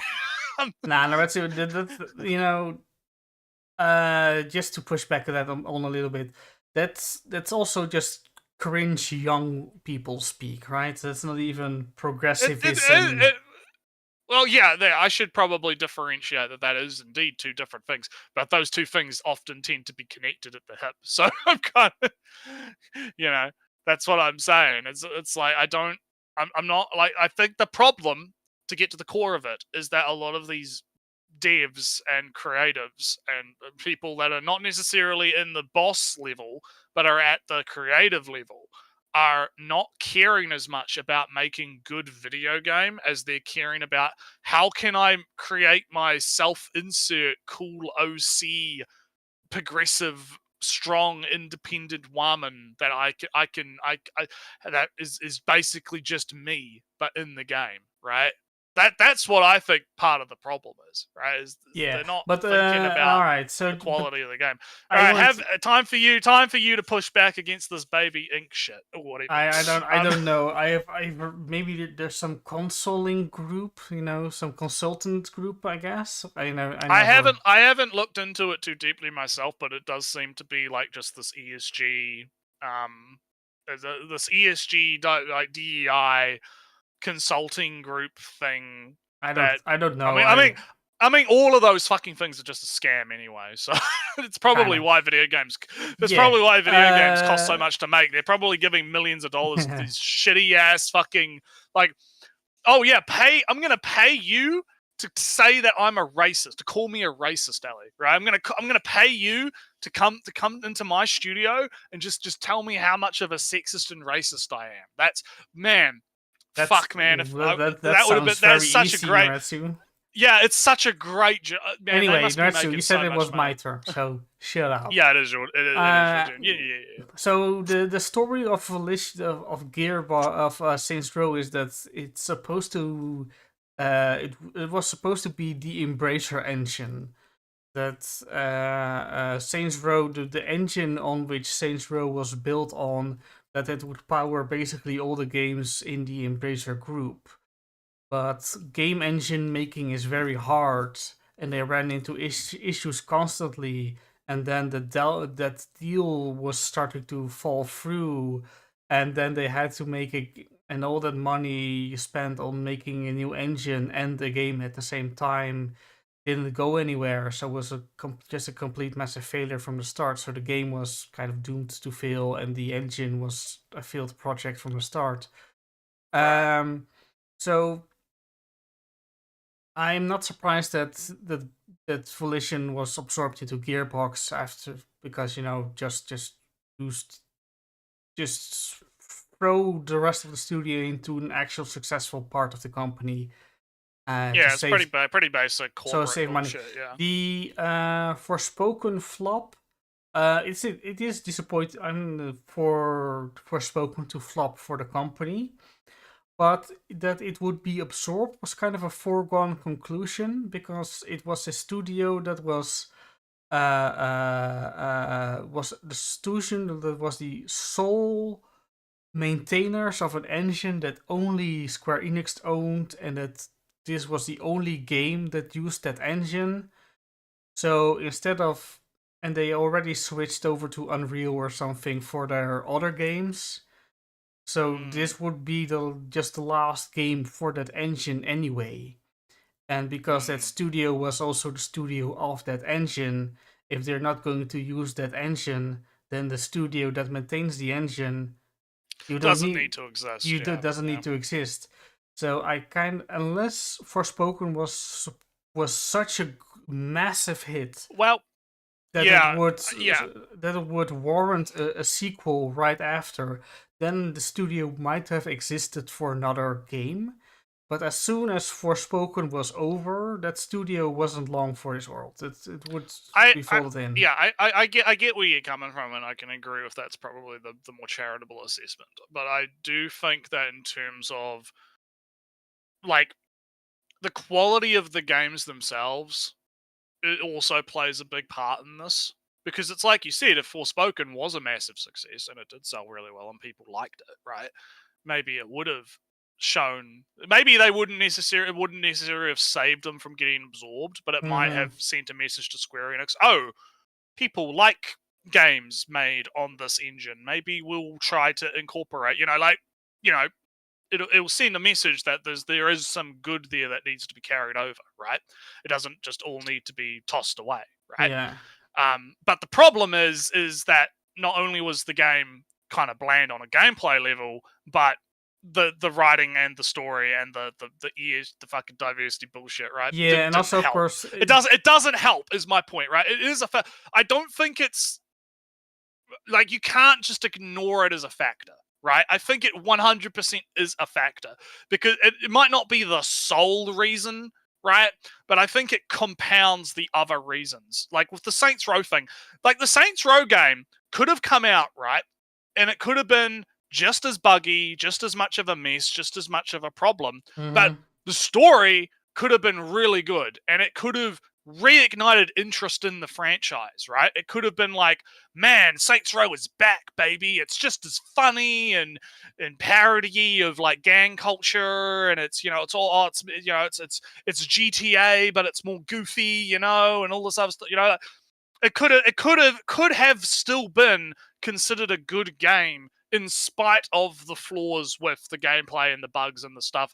And again, that could have sent the message to Gearbox. Maybe next time we will give them more resources and more, money and time to polish the game and make it better, so that, we can do better with it. So while I can agree with you that I don't think that the diversity, DEI, progressivism bullshit is like the sole reason, right? I think you can't ignore it as a factor. I think you have to at least acknowledge it. Right? Good stories might have continued the existence of these studios in the future a little longer, but I really don't think, at least the Volition getting closed, or because they were trying to make an engine that they couldn't make, was kind of a doomed from the start thing, and Square Enix maintaining a separate studio for maintaining an engine. They have just double costs, right? Because they already have of course support studios for their Epic engine, and now they have support studios for their Luminous engine, There are I other believe. stuff, yeah. It's I think I don't remember, but again, what I'm saying is I don't think it would have saved the studios or the franchises. But what I'm saying is it might have sent like because you have to think about this from like the corporate perspective, right? Corporate yeah. That's why I said perspective that looks. studios. They look at things from like numbers and focus groups and testings and all this other shit, right? So, but if the games were successful and were considered good and weren't universally shat on because they're progressive garbage, right? I think that would have sent a different message. And again, wouldn't have saved them from getting absorbed and wouldn't have saved them from, that fate. Because I agree with you. I think that's inevitable either way, right? But it might have changed the trajectory, right, of future titles, maybe under different parts of the studios, right? Because they could have gone, hey, this worked for that game. We'll do it again for the other. We'll keep on this trajectory because people obviously like it, right? Mhm. So that's kind of what I'm saying. Yeah, but anyway, these two examples are examples from things that were already doomed. So this kind of it maybe says something about the wider industry, but it doesn't really say anything about these games in particular. Anyway, I gotta refill my drink, so you talk with the chat, argue with them about Baby Ink for a minute while I get a drink, because I don't want to push play on the video and then you can't pause it. So I'll be back in a sec. Oh yeah, so yeah, let's see. Why would you make a game for Studios Suicide Squad to begin with? Yeah, that's I heard that there are plenty of characters in Suicide Squad, but it is kind of I do agree it might be hard to make a game out of them, because the game that is made right now wasn't that good to begin with. But again, I'm not into superheroes in general at all. Where do babies come from? From the womb, through the uterus. Let's see, Sweet Baby. I don't know exactly what Sweet Baby is. Like the story of Engage. Oh yeah, no, I thought the story was unbelievably shallow. I'll go into depth more on the game stream tomorrow when I'll continue the demo of Unicorn Overlord 1 hour earlier than when this stream starts tomorrow. Mr. Bone, yeah, I see more nuance in that. Corporate fandom. Yeah, corporate's own studios, so that's financial domination anyway. Yeah, I was gonna comment on that from Six Barber because he's not wrong. It's weird. It's so fucking weird. But anyway, let me just. Oh, that's nice. Now I'm refueled. I'm refreshed. Let's. We're about halfway. Just behind halfway. So let's let him cook. Studios to get merged with larger companies. I just killed a game studio. With my freaking mind! Gotham Knights was doo-doo, Pokemon Scarlet and Violet were riddled with release, and Dying Light 2 was one of the most unremarkably average. 1 second, because it's funny because people I didn't buy or play Scarlet and Violet, but I heard that it's the best Pokemon game they made. Too bad it's super buggy. Yeah. Well, I mean, Sword and Shield were also kind of panned for similar kind of. Yeah. Problems. I haven't looked too deeply into it. I just heard that there was some guy who put out like a fucking 12-hour fucking video about why Scarlet whatever was shit, but I'm like I don't.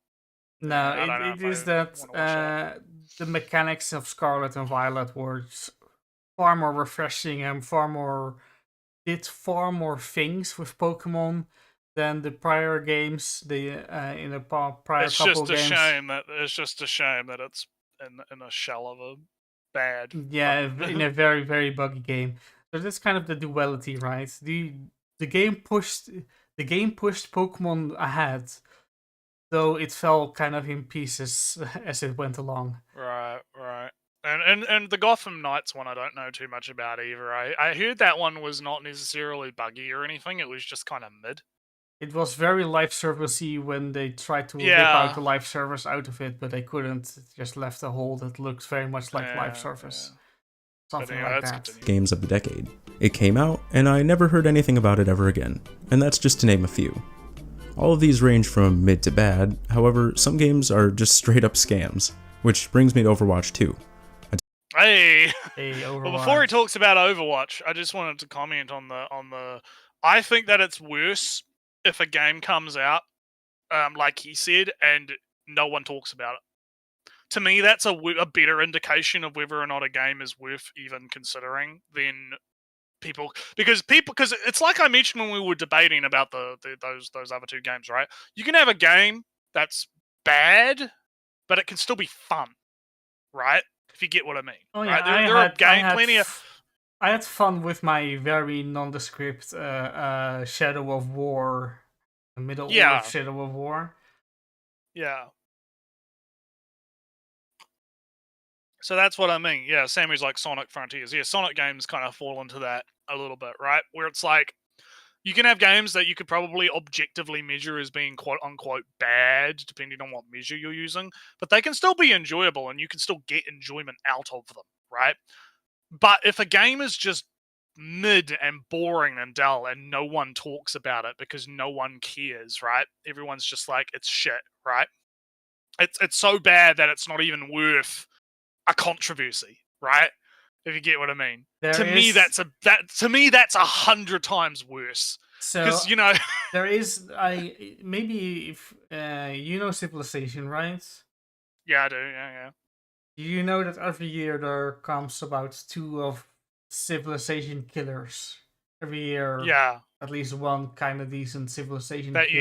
you never hear about. Yeah, because the games are decent, right? I played Humankind. It's good. I played Endless Legends. It's good. I will play Millennium or Millennia. That the demo was good, but will they replace or stand on the stand at the seat of Civilization? Maybe not. Likely not. So those games will be forgotten to time as Civilization is still the 4X game, the historical 4X game. That's the kind of the not good enough games and not bad enough to remember of the 4X world. All right, well let's continue. Told you Blizzard gets its own section. Blizzard has a lot of controversy surrounding it, but today I'm only taking a look at a small portion of them surrounding Overwatch 2. The history of this game is rocky to say the least. Back in 2019 when they announced it, Blizzard marketed it as a true sequel to the first game, rehauling some PvP aspects and adding PvE elements as well as other quality of life changes. Shows how well that went. But we'll get there in a second. It was also stated then that the original game would still be available to play alongside 2. Fast forward a few years. Blizzard announced that Overwatch 2 would in fact be replacing 1, tweaking the gameplay slightly by adjusting tanks and team sizes, and when the game's released, Overwatch 1 will unfortunately be taken offline. But rest assured, the campaign mode was still coming. The campaign mode is no longer coming. So most of the reason Blizzard decided to make this new game is no longer part of the new game. But hey, at least they made the game free to play, right? Well, sort of. Due to what I can only assume to be the loot box controversy, which is a whole nother can of worms, they had to change their monetization plan, opting for a premium battle pass in this case, locking new heroes behind the battle pass and making it very grindy to level up. On top of that, the skins in-game can cost anywhere from $10 to $25. You could earn some things on the free battle pass, but a good portion of the things were locked to the paid one. What is this game Stuff like this. I think this is that Dying Light game. I think. I don't know. think so. It looks. It looks like generic Steam early access zombie survival thing. It might be Dying. I don't know. I don't have a whole lot to say about this that hasn't already been said. It's like, yeah, Overwatch bad. We get it. You know. Yeah, this is the curse of watching a video 8 months after release. Yeah, but the other thing is, like, I feel like I don't want to, like, devil's advocate Blizzard, right? No, you would rather not. Because that would be bad, right? But I do want to say that I think that there is probably some stuff going on that he's not like talking about, right? Like, because obviously they planned Overwatch 2 to go one way and it didn't go that way, right? I Obviously. remember an interview. But what I'm saying, but what I'm saying here is I'm more interested in why.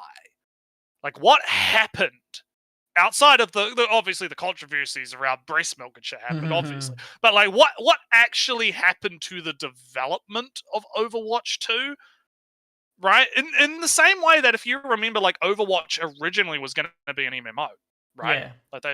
Like that was the original plan. The original plan was Overwatch was going to be a shooter MMO type, like WoW type thing, right? Where it was going to be like a big giant universe, big ambitious. So could it be that perhaps maybe what ended up happening was, they had all these big ambitious, it's going to be a big PvE experience as well as the PvP, it's going to be big game, we're going to do all this, and then they realized, oh shit, we can't actually do any of this. Right? So it's like unrealistic. It's been a while since I read the interview, but from what I remember the interview being is that they had, Project Titan, that was to be the big MMO. And Titan was too hard at the time, so they just used this general world and the characters and made Overwatch from it. Yeah, it was something like that. But they still wanted their epic story, their epic OC to be real.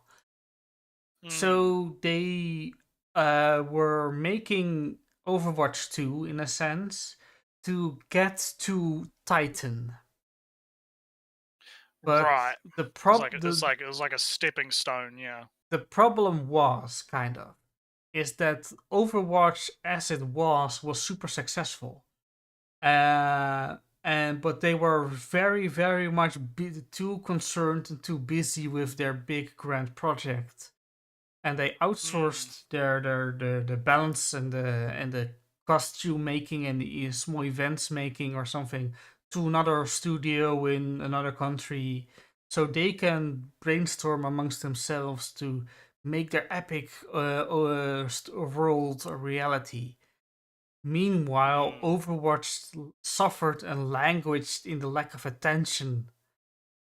And when Titan, the stepping stones towards Titan was still too hard, they neglected Overwatch for so long, it was no longer Overwatch which was good. So now they spent all this time on making Overwatch into Titan that didn't work out. And Overwatch was neglected and fell behind because they spent too much time on Titan that didn't work out. Right? So they were too married to their original Titan idea that they didn't see the success of Overwatch as a thing on its own. They only saw Overwatch as a small piece instead of letting Overwatch become the thing. Its own thing. So yeah. So that's what I mean by, like, I feel like he's missing context, maybe. Like, I feel like it's not as simple as just, Blizzard bad, right? Blizzard obviously Blizzard's bad. Like, we all agree and we all know Blizzard's bad. You don't need to tell us that Blizzard's bad. I'm more interested in the why, right? So maybe, and I guess that's asking a bit too much of the video, right? A little bit, because it's not a Blizzard video, right? But it's a Nintendo Music under gameplay over gameplay video, talking. video.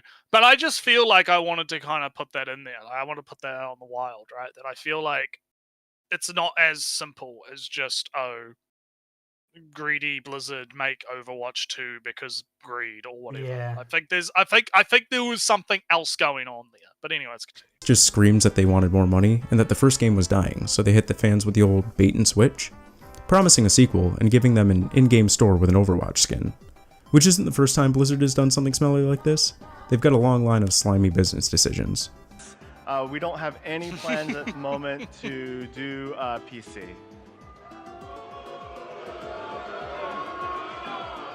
Do you guys not have phones? Yeah, you guys all have phones, right?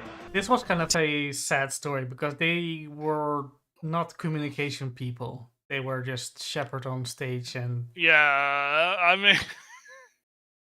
There's only so well you can do that. I don't even think a professional would be able to handle that situation well. No, they wanted to make they try to relate and state a fact and be jolly about it, but nah, it didn't work out. Blizzard bad in this case. Once again. Blizzard bad, yeah. Alright, let's get... TF2 did this shit almost a decade ago without making a whole new game. Why was any of this necessary? All of these things bring up the question of what exactly is a AAA game? What constitutes that level of quality that we tend to associate the label with? Well, I can certainly tell you it's not whatever this is. Yeah, but we already said, right? Golem wasn't a AAA. I think the failure of these games is a testament to how out of touch the companies are with the general gaming public. Like, who asked for this shit? It wasn't me. I certainly didn't wake up one day and say, man, I wish I had a game where I could play as the little rat dude from Lord of the Rings. All the technical issues with this game aside, it's not something that anyone asked for. In fact, the game looks worse than Shadows of Mordor that came out a few years ago. How did they even manage that? The Golem looks better. Yeah, I actually agree with you. Shadow of Mordor, he's looking a little fucking shiny there. He looks like he's been fucking oiled up. Play, right? It's a bit. Yeah. What's going on? What's going on there? He looks like more of a doll, and not that the right... the texturing is a lot better on the Golem one. Yeah. Yeah. But anyway, let's continue. And Redfall, while conceptually cool, was just a really poorly made game. Everything about it strikes me as extremely generic, and that's not even mentioning the many, many bugs. I'm just gonna put a few clips here to give you an idea. Come on! We got this!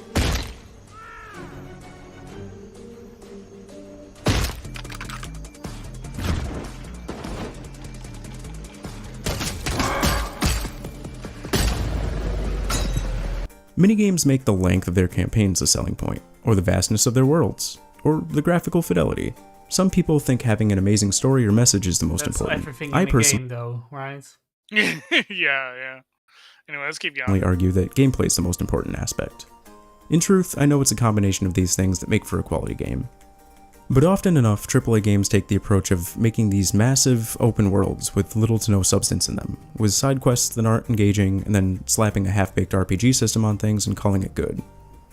My go-to example of something like this, while a bit dated now, is Fallout 76. Compared to something like 3 or New Vegas, the game is so shallow, and hardly feels like a Fallout game. Sure, the map is expansive and pretty, but it's got the depth of a kiddie pool.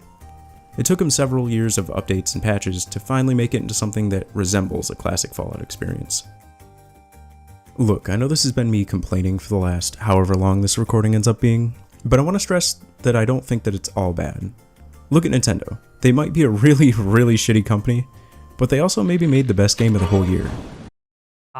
Funny. Yeah, if Nintendo, I never hear much of a, bad workplace from Nintendo, right? No. They are not doing massive, they're not firing thousands at a time. Well, I mean, the big tech layoffs is a bit of an issue for everyone right now. It's not just a gaming thing. Do I even want to get into that? Because it would probably not really be worth talking about. But okay, quick TLDR on that, right? So during COVID, right? You remember big COVID, growth. when we were all big growth. Yeah, big growth, but also big. Everyone's at home, right? Everyone's at home. Everyone's playing games. Everyone's buying computers. Everyone's because they got to work from home, right? Everyone's it's a very insular situation where suddenly everyone can work from home. Everyone, we can hire more people because they don't have to come to the office, right? They could just work from home, right? Yeah. So we're going to hire because we're having all this growth because everyone's at home needing to play games and do stuff at home and working. Let's just hire shitloads of people, right? Because we can, it's fine, right? It'll Because be big okay. growth. We have big growth. Because big growth, right? It'll be fine. COVID ends. Yes. Suddenly, everyone's outside touching grass, Yeah. right? Suddenly, you've got all of these employees that are basically just not doing anything. They're just dead weight. They're not actually. A lot of them are just like they're not even working. Like I don't know if you've seen any of those TikToks or whatever. Where people are like, "Oh, this is my job, but this is a day in the life of a Google employee," and it's literally just them like at the fucking like they go to work, they eat at the buffet. Right, they show off all the cool little like, oh, here's the quiet room or whatever, or like, here's the gym and the yoga room, right, and whatever. Mhm. And in none of these TikToks do they actually show them doing any actual work, right? Yeah, I do. Or whatever. But this is what I mean. So you have a whole bunch of employees that are just that, right? Because you've hired them all to just because you can hire them, right? And then now they can't sustain the level of growth, so they're firing all of the fat, right? They're trimming all of the fat. A lot of the layoffs are not necessarily people that are actually important to development, right? That's something that people miss when they look at these things. Yeah, sure, it sucks that people are getting laid off, but if you actually look into it, a lot of it is just people that are not actually working, and like they're just there. Right. So I work in a factory, a big factory, right? It went bankrupt, and I kept my job through the bankruptcy, but still, like, not half of them, but a bunch of them left.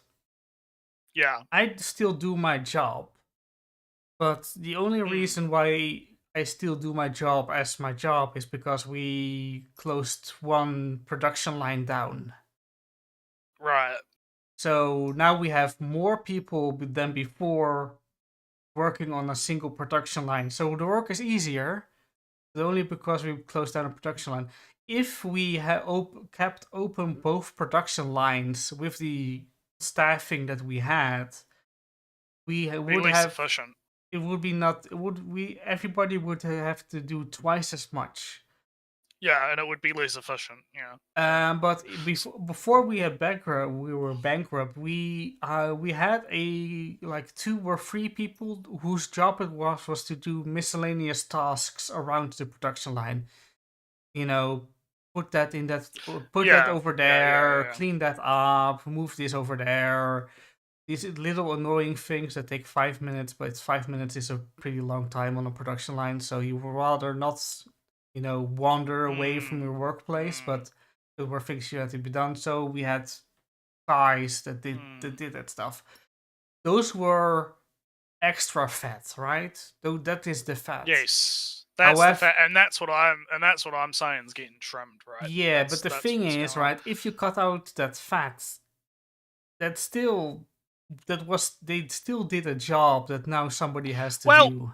Well, the thing is it's not like they're trimming all of the fat. They're just trimming, like, they're overweight is the problem, right? Well, it's kind of hard. It's healthy. No, it's healthy to have some fat, right? Like, clearly, like you have to have some fat in your body, otherwise you're a fucking you're not gonna. That's just not how bodies work, right? So. But the problem was with these game companies and big tech, right? Specifically talking about big tech, right? Not necessarily like factory work. In big tech, it's obviously different, right? But a lot of this was they hired way too many people to do menial that what you're saying, this menial stuff that's not really super relevant to the actual like going on running an operation of the thing, and so they had to cut all of this fat. Right. Well, there is a small thing, right? Those people left or let go because the factory went bankrupt. These tech companies still report massive profits and fire everybody at the same time. Right. Well, I'd have to look more into the numbers around it. I'm just saying it from what I've read. It's there is, of course, a lot of it isn't like people were acting like, oh, they're firing all of the devs and the da-da-da. It's Well, like, the no. thing is, well, almost speaking Dutch in my great anger. Nou, luister eens naar het zo. De reden is dat die bedrijven nemen gewoon al dat geld voor zichzelf en ze ontslaan die mensen omdat ze gewoon meer geld willen hebben. I've triggered Ellie so much.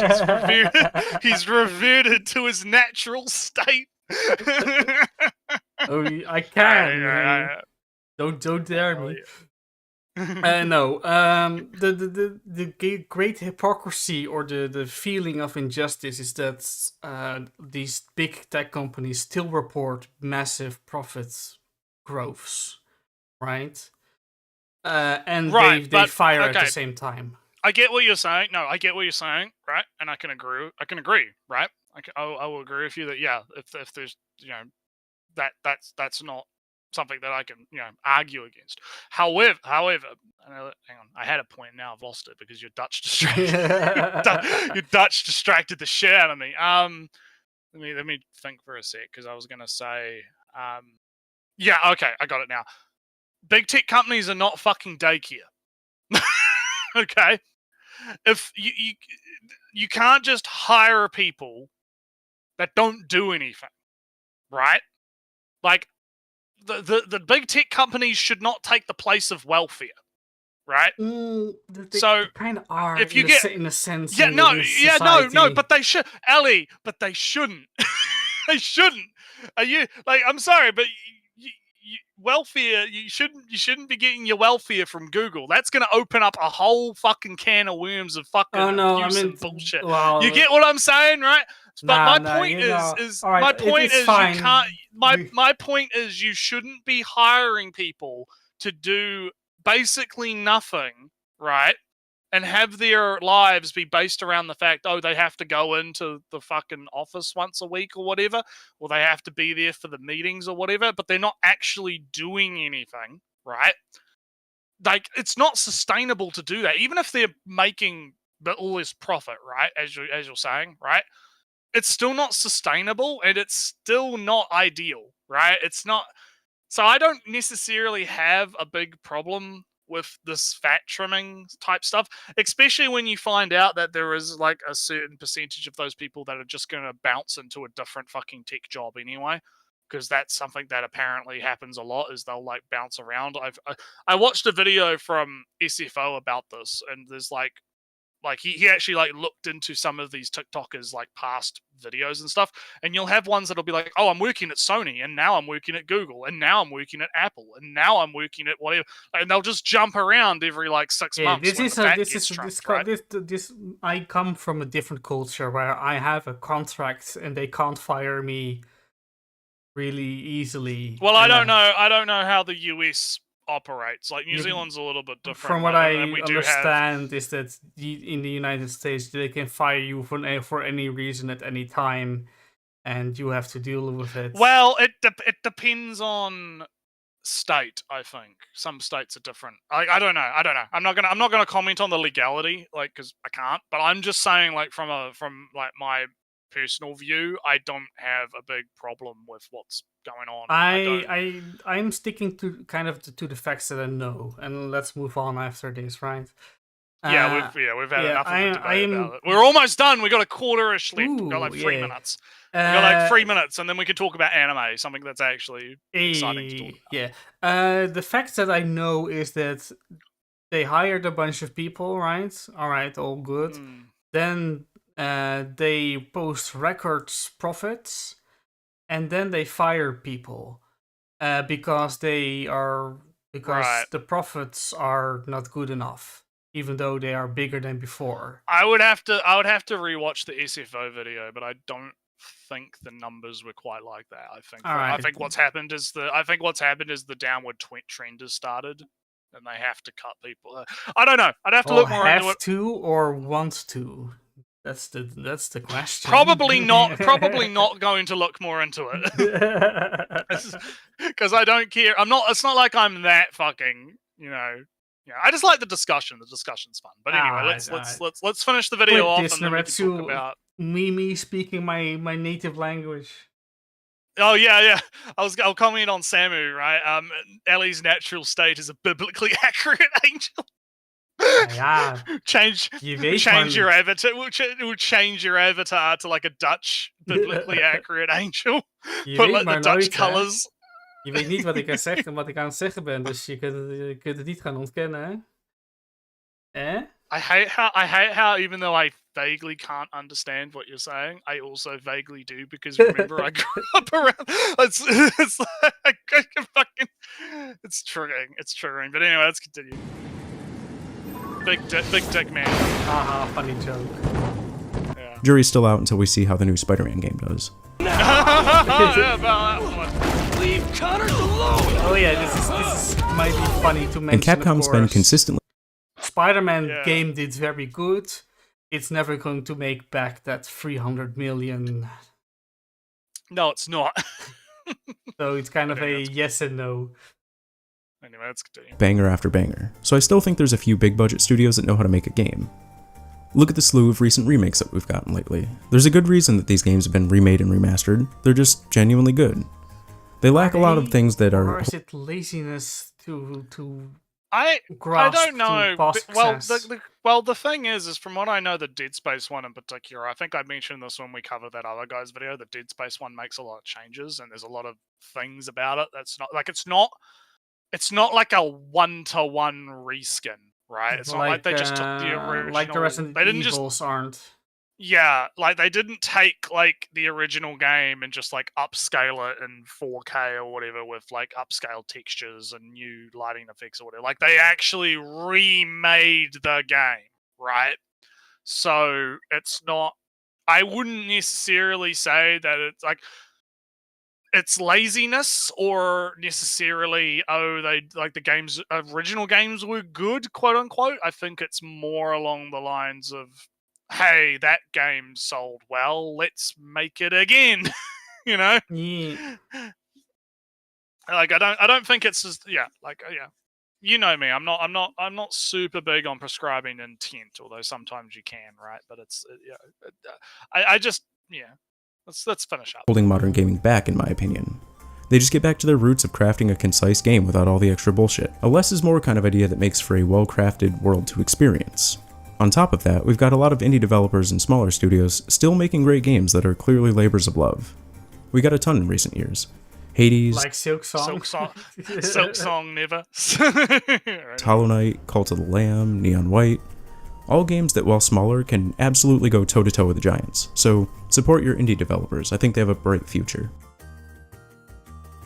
So, what exactly was the point of all of this complaining? Two things. One is hopefully to entertain you guys. And second is... Have we been entertained, Ellie? Have we I had a guess fun time? we entertained ourselves with our conversations. Also. Yeah, we had some fun conversations as always. So I guess he succeeded. So let's continue. to bring attention all in a somewhat coherent way, summarizing the big points and making some jokes along the way.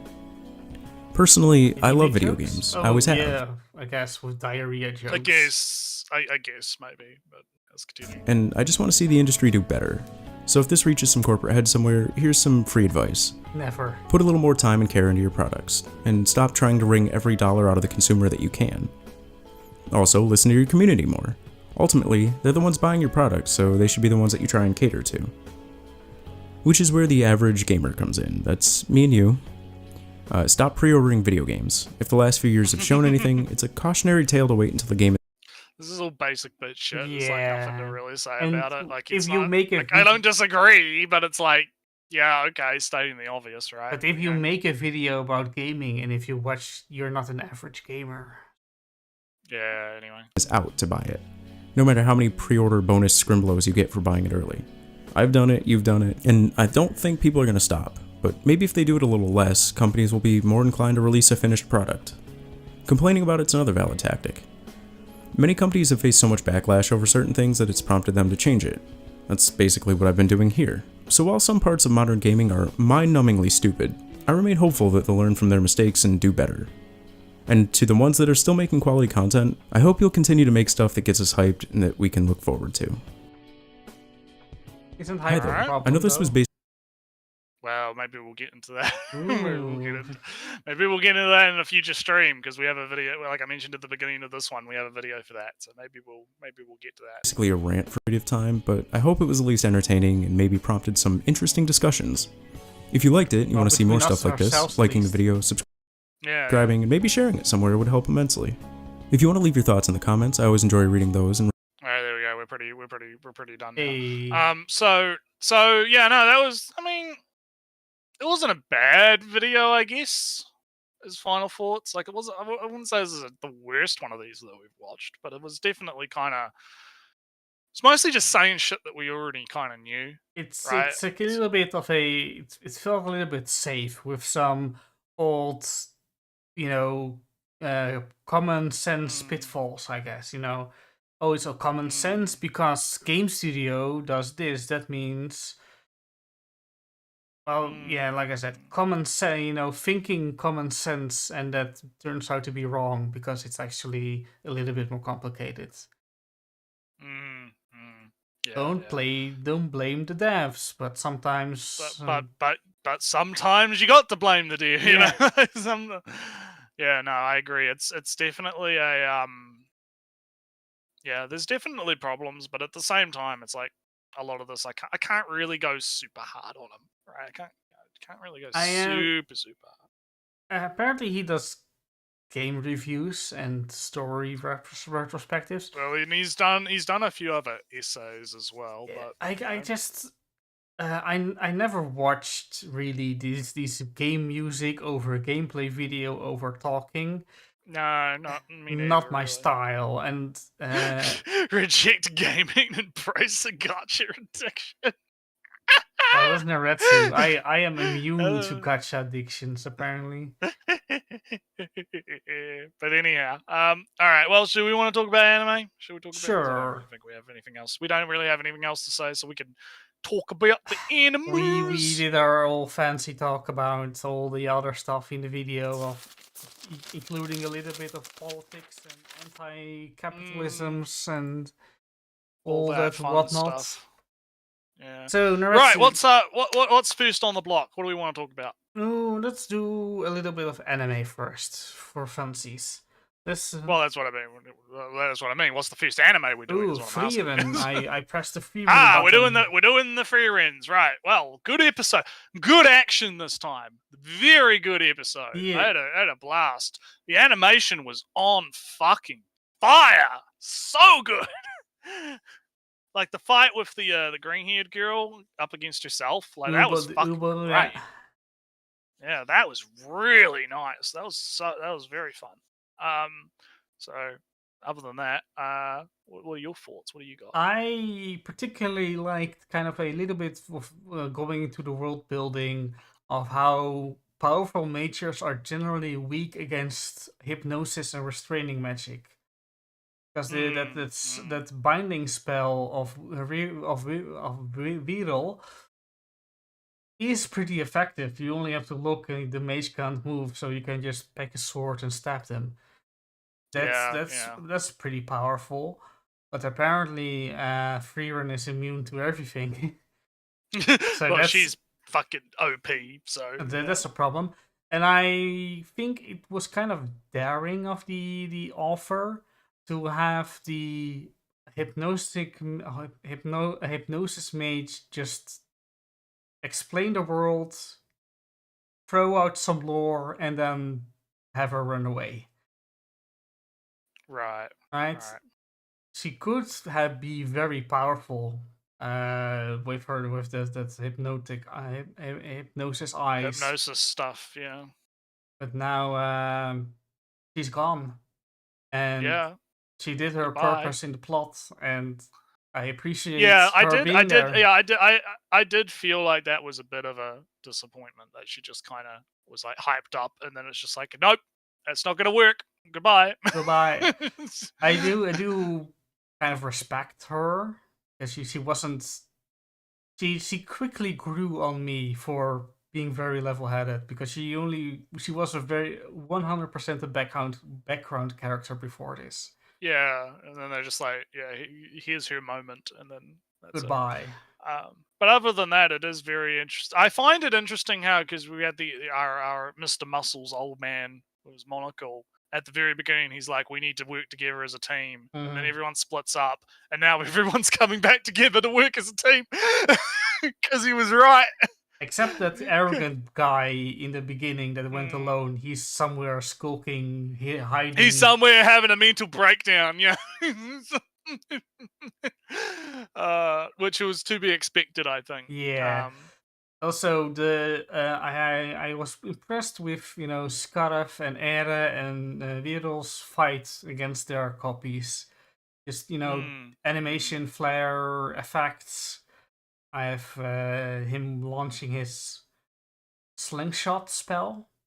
Kind of was something built like up that, as a slingshot catapult thing spell. Also, Methode is a cool character for someone who only has like 2 lines thus far. Yeah. Overall, I really enjoyed this episode. There was a little bit of character development, little bit of good animation, good fight, good stuff. Ubel tricking Land into coming back to save her. Yeah, And not even listen, those two are gonna be fucking fucking, okay? those two are gonna be. I've been seeing a lot of memes about it on Twitter where people have been like, I should have saved it. I gotta start saving these memes so that you can bring them up, because one of them was like, I'm gonna be able to empathize with him just a little bit longer, and then they get married just a little bit longer, and then they have kids just a little bit longer. And it was quite good. It was really good. It was a really good meme. But yeah, those two have a really good chemistry, right? And I think that's, you know, they're really entertaining to watch interact, right? With their stuff. So yeah, it was very good episode. I had a good time. I am wondering how. I have ideas, but I wonder how the show is going to tell us how Fern can kill Frieren. Yeah, it's going to be interesting to see the strategy that's used, because it's going to have to require probably the entire team to defeat. My idea is that Fern will just walk up and stab her in the back or something. Maybe. All right, what do we got? What do we got next on the agenda? Random button. Oh, that's my own show. Okay. Oh yes. Time for Torture. Still cute, still fun. They had the show had their preschool sports day. The big demon lord guy loves his little daughter and will do anything for it. His plan, his scheme this time was to sneak in the note. You know that thing, the Japanese game of the kids have to draw a lot, and they have to they have to collect the thing from the audience that's written on their paper. The paper says a hat, and then you have to ask somebody in the audience for their hat, and then the kid has to present the hat and the notes, and then if you do it fast enough, you win. So the Demon Lord snuck in a note for his daughter to get, which is the most precious thing, your best friend kind of deal, right? So the Demon Lord's plot was because her daughter likes spending a lot of time with the hero, and she loves her father himself, the Demon Lord. He was planning to crush the will of the princess by having his daughter choose him over the princess. Very sneaky plans indeed, of course. Yes. Just like a Demon Lord would. So the princess Demon Lord gets the note. You're the person you care most about, and then oh no, she goes for the audience, not for the Demon Lord at the presenter's table. Terrible news. And then she grabs from the audience her mother.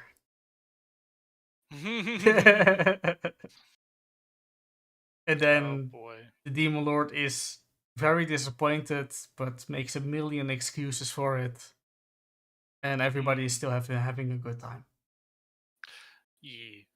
Good jokes, good fun all around. Yeah, So, as I remember, as I've said before, like I read a bit of the manga a long time ago, and then, yeah, it's good. It's good. It's good, good stuff. stuff, because It's good, I have good the stuff. vampire is still not here, even though I very much remember the vampire showing up way earlier than, and I don't Maybe remember they're this moving sports festival things thing. around or something. I don't know. Yeah. Your time, Naretsu, Chain Soldier. I have an image for it. So there's not really much to talk about with Chain Soldier. I mean, we got to some really. I kind of like the horny blonde girl. I think she's quite On the cool. bottom right, I assume, the short hair. No. She's no. Top, not the one bottom right, the one right above. All right. Pink, purpley Yeah. stuff coming out of her hand, right? She's so she's like in this episode. It's basically just establishing that she has a crush on Slave Boy. Mm-hmm. And she basically wants to steal she wants to NTR basically. She wants to NTR Slave Boy away from our main girl, right? And so she like sneaks into his room and like I remember those assaults him. It's pretty good. It's pretty good. But like the issue is like there's not a lot to really like. It's not complicated enough to really have like a big discussion about it. It's very simple. You did get like a very good scene with, Purple here, and the Slave Boy, having that connection because both of their families were taken, and like it was already pre-established, but they re-established that the abilities that people get can be based on their personalities and stuff. Mm-hmm. Or like it's a theory in universe that's the case, and it makes sense given that Purple here's scouting abilities are to do with the fact that she wants to find her family and stuff, right? So you got a little bit of that, right? But in terms of like moving the plot forward, there's not really a whole lot going on. It's just sort of, and that's the thing with Slave is like I don't think the story is really the strong suit of it. The strong suit of it was definitely the art and the lewdness of it, which I think worked better as a manga than it does in the anime. And like maybe it's just because of the overall quality of the anime being a little bit lower, I think, art direction wise. But I mean, I'm still gonna keep watching it, and I still think it's enjoyable for what it is. But I think it gets overshadowed by like by gushing another over show Peak. called Yeah. Gushing Over Magical Girls. Yeah, another show that we can talk about. So I want you to go first because I'm more interested because I obviously know what's going to happen, right? Yeah. Like I already know because I'm a based manga reader, right? Primary, I'm a filthy secondary. So I'm more interested to get the opinion of someone that's going in new, right? That's new to it, right? All right. So what do you have to say? So last week I didn't join you in your super hype moment of finally finally they established it. Yes. The moment, because this is kind of what this episode was kind of bringing, with kind of what I missed from the previous episode. Kind of what was Azure going to do with this rejection, and I kind of got an answer for that. So I'm happy. I'm happier with the previous episode now that Azure has a plan of action following it. Yeah. All right, I'll let you continue.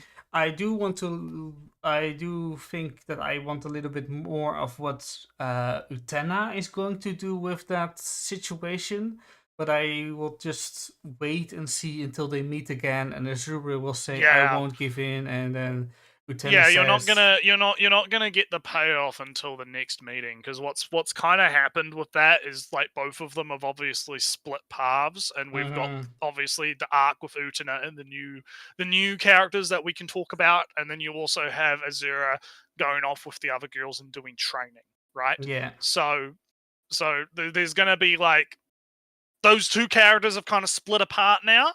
And then eventually they're going to have to come back together, and it's when they come back together that you'll get like the continuation. Yeah, I got that. So, well, yeah, the Magical Girls was also kind of, almost pressed away from the story, kind of aggressively in a sense, to make way for the actual plot of our protagonists to Yes, do we something have about. we have plot. The plot has appeared from the ether. We have from plot. their hands, Magical Girl hands, and Yes. immediately Starless. I guess. Yes, you picked up on that, didn't you? You picked up on the stars, didn't you? Yeah. Oh. Well, So did the you moment notice? Did you?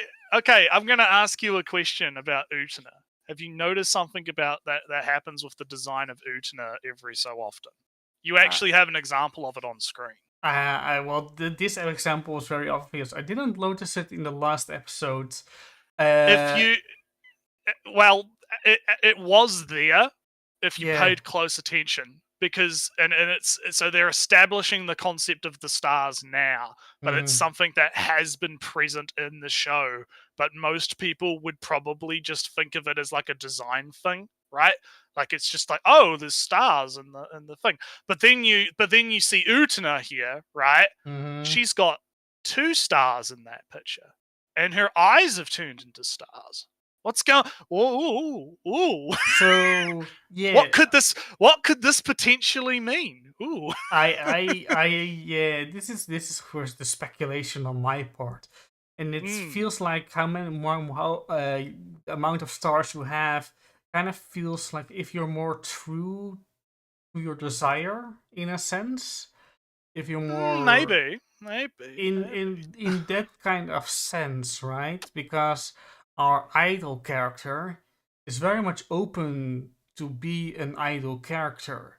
Yeah, she wants And to be the big idol. Yeah, but she's still kind of she's restrained in somewhat still, but she's very open in her desire to be an idol. So she has 3 stars. Utena is preserved most of the time, but still managed to have 2 stars because she's, I guess, very easily coded into. You'll notice that the stars only appear in certain moments, right? I did check, and she has almost always has two stars. Yeah, but she's got 4 in that picture. Yeah, but plus the eyes, which would actually be 6. I don't think the eyes actually count, though. Maybe. I'm not spoiling. I'm just saying, because the thing is a lot of this is the design motifs hinting at things. Right? Yeah. Like the design motif is hinting at future events, right? So it is actually interesting to watch the series and kind of I'm like with my future sight, right? Because I've seen it, right? I can be like, oh shit, they were hinting about that even back then, right? Because of the schedule, right? Because you only get like a new chapter like once every like 2 weeks or whatever, or whenever they get translated, right? Like you kind of forget things over time, right? And you'll be like, oh shit, yeah, that's right. But anyway, I'll let you continue. Yeah, so I did check the previous episode, and she had stars, and then on the other side of her face also. So I kind of just assume that whatever stars appears on her right side here also is on her left side. So there's 4 stars on the side that you can clearly see. 1, 2, 3, 4. There are also 4 on the other side. So in my mind, she has 8 stars right now in that image in the bottom right on the screen. And that's already double of Enorma. So and it's like I said, like they seem to appear and disappear based on certain conditions, right? And so the condition is more of a true to your desire goal kind of thing that I see. And that kind of feels makes kind of sense in our Starless character, Kibi, or Leopard. That she's kind of meandering about, not really. She's just wanting to fight, right? She's not, she doesn't. But she wants to fight, but she does it for attention, but then doesn't really seek the center of attention in the fighting because she easily shares the stage with Utena and even lets Utena do most of the things. So she doesn't feel like she has a real She hasn't big... come into her. She hasn't come into her own. And then you've also got Alice, who already has like 3 the stars. forehead stuff. Yeah, I think it's free. I don't know if it's more. It's hard to tell with the hair, right? So It's free. we'll just say It's free. we'll just big say stars. we'll just say yeah we'll just say free for now because I don't remember. How Although many I she don't actually know has. exactly what she wants, because Utena wants to be a sadist. Enorme wants to be the leader, I guess, and I don't. I think want might be the wrong word. I think it's more is, right? Like she is a sadist, but it's more how much does she accept or like allow that side to show, right? If that makes sense. yeah, Like it's lesser. I don't think it's like oh she wants to be the sadist. I think it's more no that's what her desire already is. Like she already has that trait, but it's how much does that sort of seep through and how much does she allow herself to be kind yeah, of because taken by that desire. our mascot character does say another shackle for Heart Unleashed, so stars kind of would be an unshackling of Yeah, restrictions placed upon yourself, kind of deal. yeah, I would agree with that assessment. Yeah, it's like it's less about like wanting the thing and more that's what you have to accept the thing. I guess I don't might know. be the way It's to put still it. kind of vague. So with Alice, it is very vague. Yeah. So with Alice, it's I don't know what it would be possibly either. I would have to think about Yeah, it or but go back and just to reread it. mention, Enorme is just a cruel. It's just cruel. Yeah, she's a bit of a bitch. Yeah. Yeah, and Utena doesn't really. Well, Utena doesn't really do it consensually either, but she does search and look for limits. Yes, so and so there's a sort of conflict there where, and you see that when Uten is kind of chewing out the mascot character in the hospital because she's like, you don't understand the importance of magical girls. You don't. How could you allow them to kill the magic? Like to break them, right? Like that's not what this is meant to be, right? Which kind of shows you that for Utena, it's like I was mentioning and we had that solidified the last episode, of course, right? Because she was like, when she's chewing out Azura, right? She's like, how could you break. fall to darkness so quickly? You're meant to be the strong magical girl everyone looks up to. How can you do this? This is and she's disgusted by it, right? That's like the key thing that you got to take away from that is that she finds the idea that the magical girl would give in and give up disgusting. So now she's met a character whose main goal is obviously world domination, right? But also she doesn't care about the magical girls. She sees the magical girls as an obstacle Also, but to more destroy. more on a personal level, right?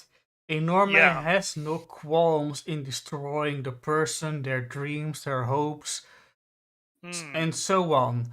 Utena very much very much respects magical girls, but I suspect also that she kind of wants to leave. It doesn't exist in English, I guess. What I'm going to say doesn't want to rob people of their value, right? If anything, it's the exact opposite. She wants them to be stronger. She wants them to overcome her, if that makes sense. Well, right? Enorme is very much willing and able to oh, you're in my way, you disappoint me, then I'll just remove your self-worth. I'll take that self-worth away from you. And that's not an Utena thing. No. So you do have an interesting, and that's obviously set up the conflict for probably the rest of the show. I think we'll probably be spending the next it's of course few episodes on this. in our good old sexually awakening of our teenage characters. Enorme is doing it the wrong way. It's all fun and games in your edo mangas of mind breaking and all that whatnot, but Gushing Over Magical Girls does take sadism, masochism a little bit more serious, and kind of clearly shows Enorme Well- is doing it wrong. Well, something you should also consider is that she's also older than the rest of the cast. The Amume or the sister. The chick. sister is I- kind of unknown quantity at the moment. Yeah. So yeah, those two. So I believe that the nun girl and what's her name? I think they're like I'd have to look at the profiles again, but I think they're in their 20s. I think. Enorm en gigant. So I'd have to look. Because it'll be in the profiles that you get in the manga. If you go to the manga profiles, it'll tell you what their ages are. But I don't quite remember. But I do know that they're significantly older than the rest of the cast. So it's something to consider with how they kind of treat things. So we got a good introduction to Idol Girl, and she's pretty cool. You know, she wants to be the big idol girl. She wants it, but she can't sing for shit. No. I like how they presented that, because in the manga, obviously, you don't have singing, like you can't actually hear it, right? Mm-hmm. So I found it interesting how they had the VA kind of try to sing it off, like they try, and that's actually more difficult than it sounds, right? To like have the VA deliberately sing badly, right? It's actually harder than you'd think. So that was actually kind of cool that they had the song play, and it was both cringy as it was presented in the manga, and it sounded bad, right? It kind of hits at home quite a bit. It sounded like the pitch was all over. There was no harmony in the tune. It felt like she was ahead and beyond the lyrics. Yeah. It was very well done. It was very well done, and I think it like the overall quality of the anime has been really good, right? Like I've been very impressed with, like, it's so weird comparing it to Chained Soldier, like the amount of love that's gone into Gushing Over Magical Girls as an adaptation versus Chained Soldier, which feels more like it's just, corporate carbon copy of the manga, copy paste, just animate it, right? With Gushing Over Magical Girls, it really feels like they gave a shit, and they wanted to do it justice, which is so interesting. I don't know whether or not maybe it's a staff thing. I'd have to look into the staff of Chained Soldier. I do know that one of the directors or assistant directors on Gushing Over Magical Girls was one of the people that worked on To Love Ru. So perhaps that has something to do with it. But no, it's very, very interesting. How things are progressing. I do think maybe that the conflict and characters in Gushing Over Magical Girls are a little bit more serious and relatable, I guess, than the ones in Chained Soldier. Even though in Chained Soldier is still, as you know, lost family and meeting expectations and all that whatnot. Gushing Over Magical Girls touches a little bit more of a deeper, because because also Utena is kind of is growing more interesting as a character, in that she is kind of an introvert, but not necessarily one that shies away from talking to people. Yeah, because she happily talks to when Alice goes to bully a robot, she's kind of Alice, stop that. So she isn't shrieking away. And she openly declares her intent to crush other people. That's not very introverted like. Yeah, she's gonna crush this new group. Yeah.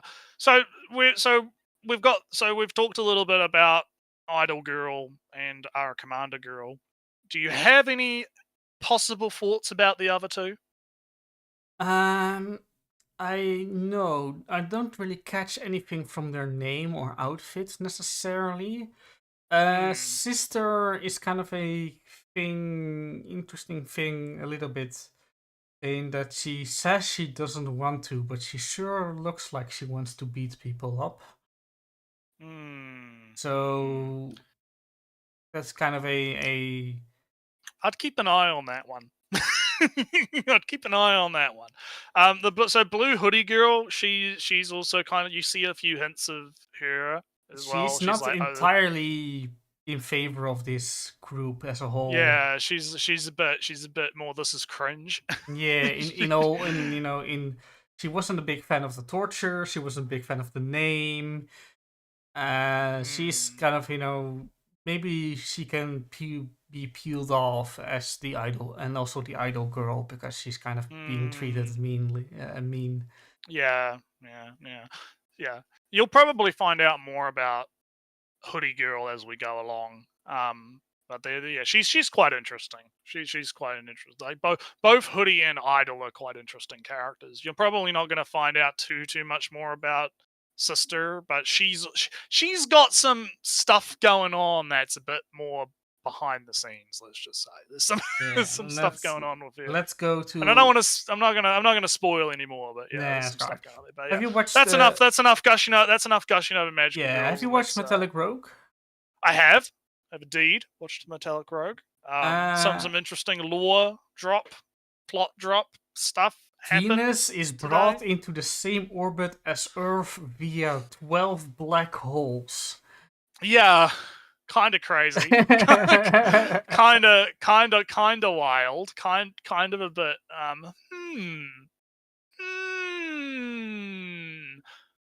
Yeah, a little bit crazy. I am going to mostly criticize Metallic Rogue right now, and keep watching it.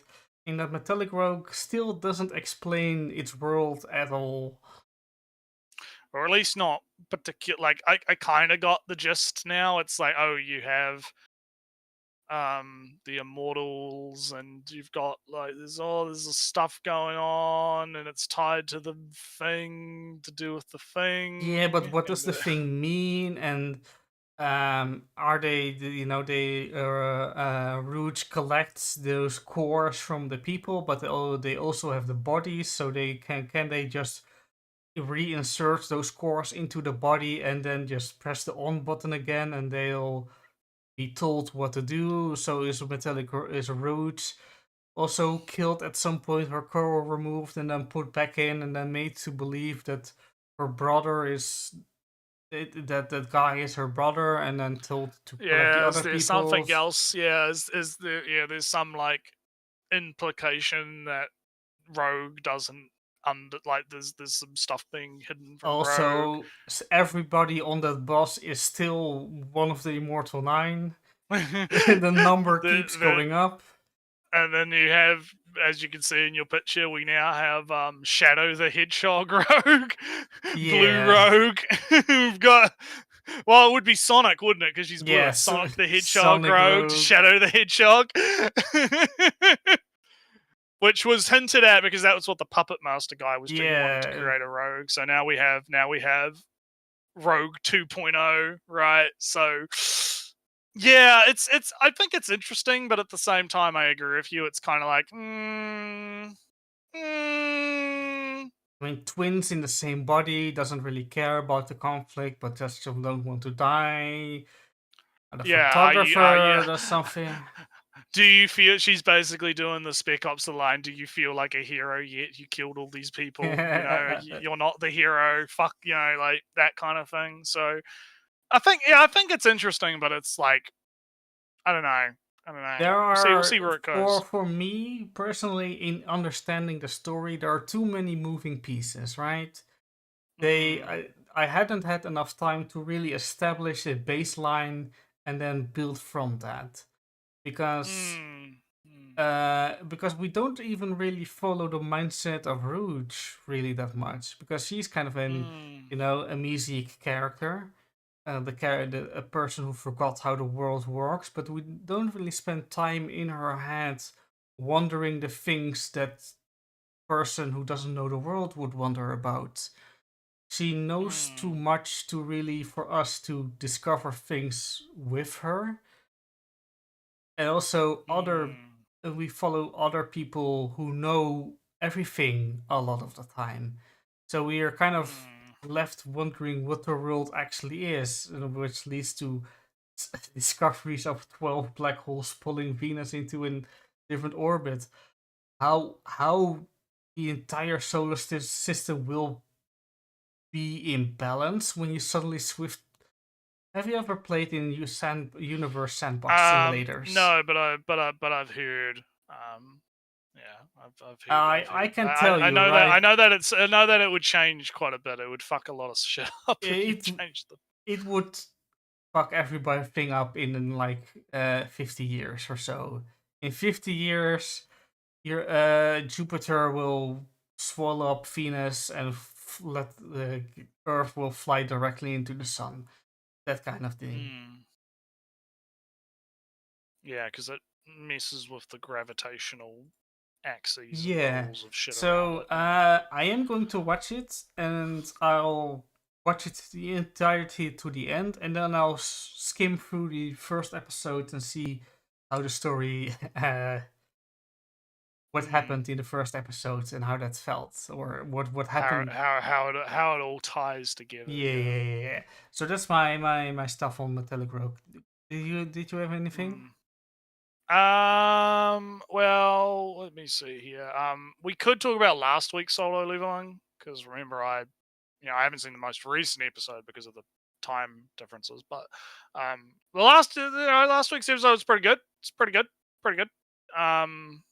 Oh, I didn't update the images because don't really need to. Because it was pretty much same kind of stuff anyway.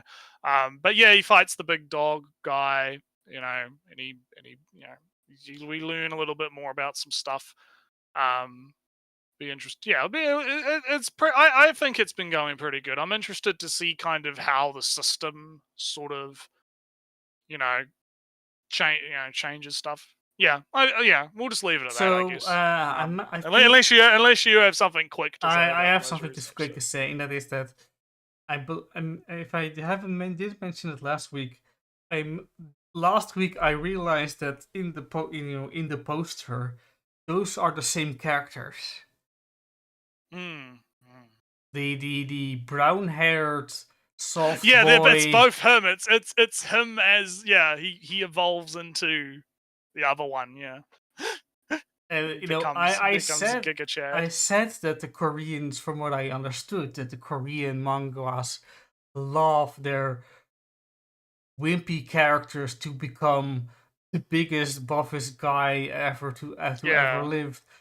But I didn't expect to be this literally that you could have two characters on the poster and not realize that they're the same character. Both the same character, yeah.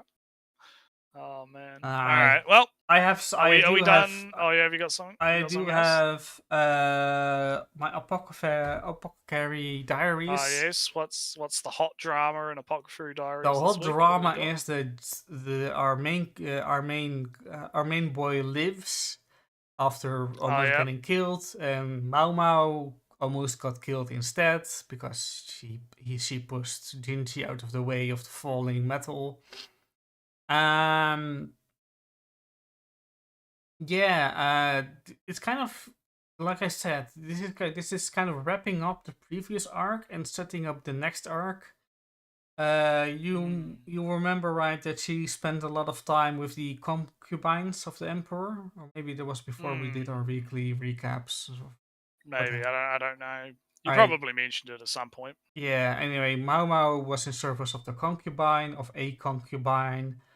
And before she was fired and then hired to work in the Greater Palace under Jinshi, and now one of the concubine doesn't menstruate, doesn't have her period now, and worry or they wonder if she's pregnant or not.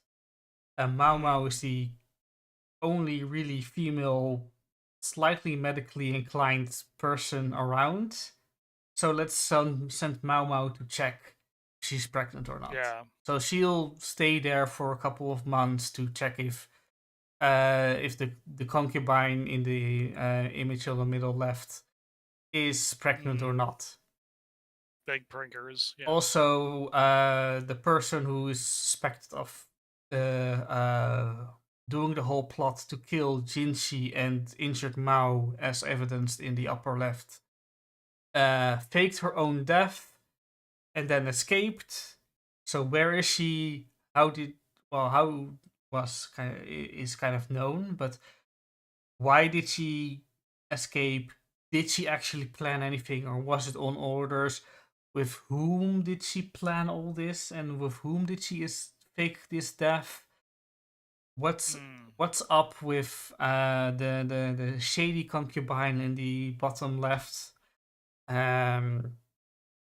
It gets a little bit more in the political situation of the emperor has concubines. The concubines are sometimes gifted by powerful nobles. The emperor then has to sleep or have sex with the with the concubines of the powerful noble. So, and if the concubine then has a child, then that means that the noble becomes the father of the next emperor, or the grandfather of the next emperor. Big lineage, big bloodline, big It makes having concubines a massive pain. Because, and also big. These women, these concubines, are complete tools. Tools for the men to keep their weird lineage and political power. They're complete tools for other people, and that's kind of a sad fact of concubines in general. That's kind of what this show kind of does neatly. It kind of says, hey, the position of women in this world is really bad. Not great. Really bad. Great. They're either literal slaves or basically slaves. Even if they have the high position of concubine, they're still there because their father sent them to have sex with the emperor. So the son that they produce will be the next emperor. So the grandfather of that child would be their father, would then become the grandfather of the emperor and get a position in the government or whatever. And the concubine daughter gets kicked out of being a concubine because she's not needed anymore. Goodbye, woman. You're no longer needed. Be gone, fought. You slut. You had sex dictated by me with the person I said you had to, and nobody else. Be gone, fought. Yeah. Pretty, big patriarchy is going on. But it's fun and interesting. Yeah. That's what I'm getting. But now... Alright. We have a newspaper. We have the news! Somewhat scuffed because because Clip Studio Paint file to Photoshop file doesn't quite work the way we wanted it to work, but it doesn't matter. Because we're gonna fix it for next time. Next time it'll be fixed. So yes, we got big news. I guess we'll start with the Nintendo Direct that I was going to watch, but I didn't watch. I didn't end up having the time because I had other shit pop up to do, right? So I didn't end up having the time to actually watch it because it was at like 3 a.m, and then I just never got around to it. So give us the recap, Ali. What happened in the Nintendo Direct? The Nintendo Direct was a partner direct, and partner direct means that it's a bunch of smaller games from, second from third-party studios that kind of matter sometimes, but mostly not really. It really depends on if it's exciting or not. It's basically here's all the stuff the third-party developers are making for the Switch. Basically. And that sometimes means fun games, and sometimes it means it's all cooking simulator, nothing games. So Epic Mickey is coming back, but I have no history with Epic Mickey or even like. I heard the originals were pretty good. I haven't played them myself, but I heard they were alright.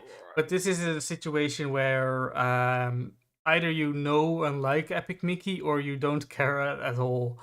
Yeah, it is definitely one of those situations where it's like, yeah, you're either really into it or it's like, yeah, all right. Because not even stuff like, Super Princess Peach, or no, that's not the name, but the Princess Peach game is coming out soon. Splatoon's new mode is out now, but it wasn't featured in this direct. And I played Splatoon 1 and 2. I don't have 3, but Yeah, the Splatoons are good. Yeah. yeah, but I like, I like Splatoon. You can get me to watch a Splatoon thing about a Splatoon game I don't play because I know what it would be like if I play. I have sympathy for the game. Not my match for these games. Fun fact, of course, the new Microsoft games started showing up in this direct. It all Grounded comes and back around. yeah, It all Grounded and comes Pentiment. back around. Grounded and Pentiment showed up. They were basically confirmed by rumors already, so it wasn't a big surprise. What was a good thing though was the demo for Unicorn Overlord. Yes, which is your next news story. Well, news story plus thing that you played on stream the other day. Yeah, good game. It is kind of what I wanted to be. It's still a demo, and I haven't got that far really, but it is Atlas, and Atlas has really good voice actors. So there is this line of I don't have it right in front of me right now, but it really is super fancy. Let me pull it up real quick on my Nintendo Switch in OBS other window. We're gonna do it live. We're doing it live. All right. Today marks our first foray into the mists of despair, which hangs heavy over our home. Mists that will soon be dispelled. Based. But just the line, the mists of despair which hang heavy over our home. That's some good writing. So I'm spicy. Way more into the story already of this game, even though it does the same tropes. Correct definition of the mentor character that's old and gray hair that is already max level, so you shouldn't use that character in battle at all because it will just eat up the XP. It will waste the XP. So first thing that I did was to shelve the mentor character onto the bench and not use it.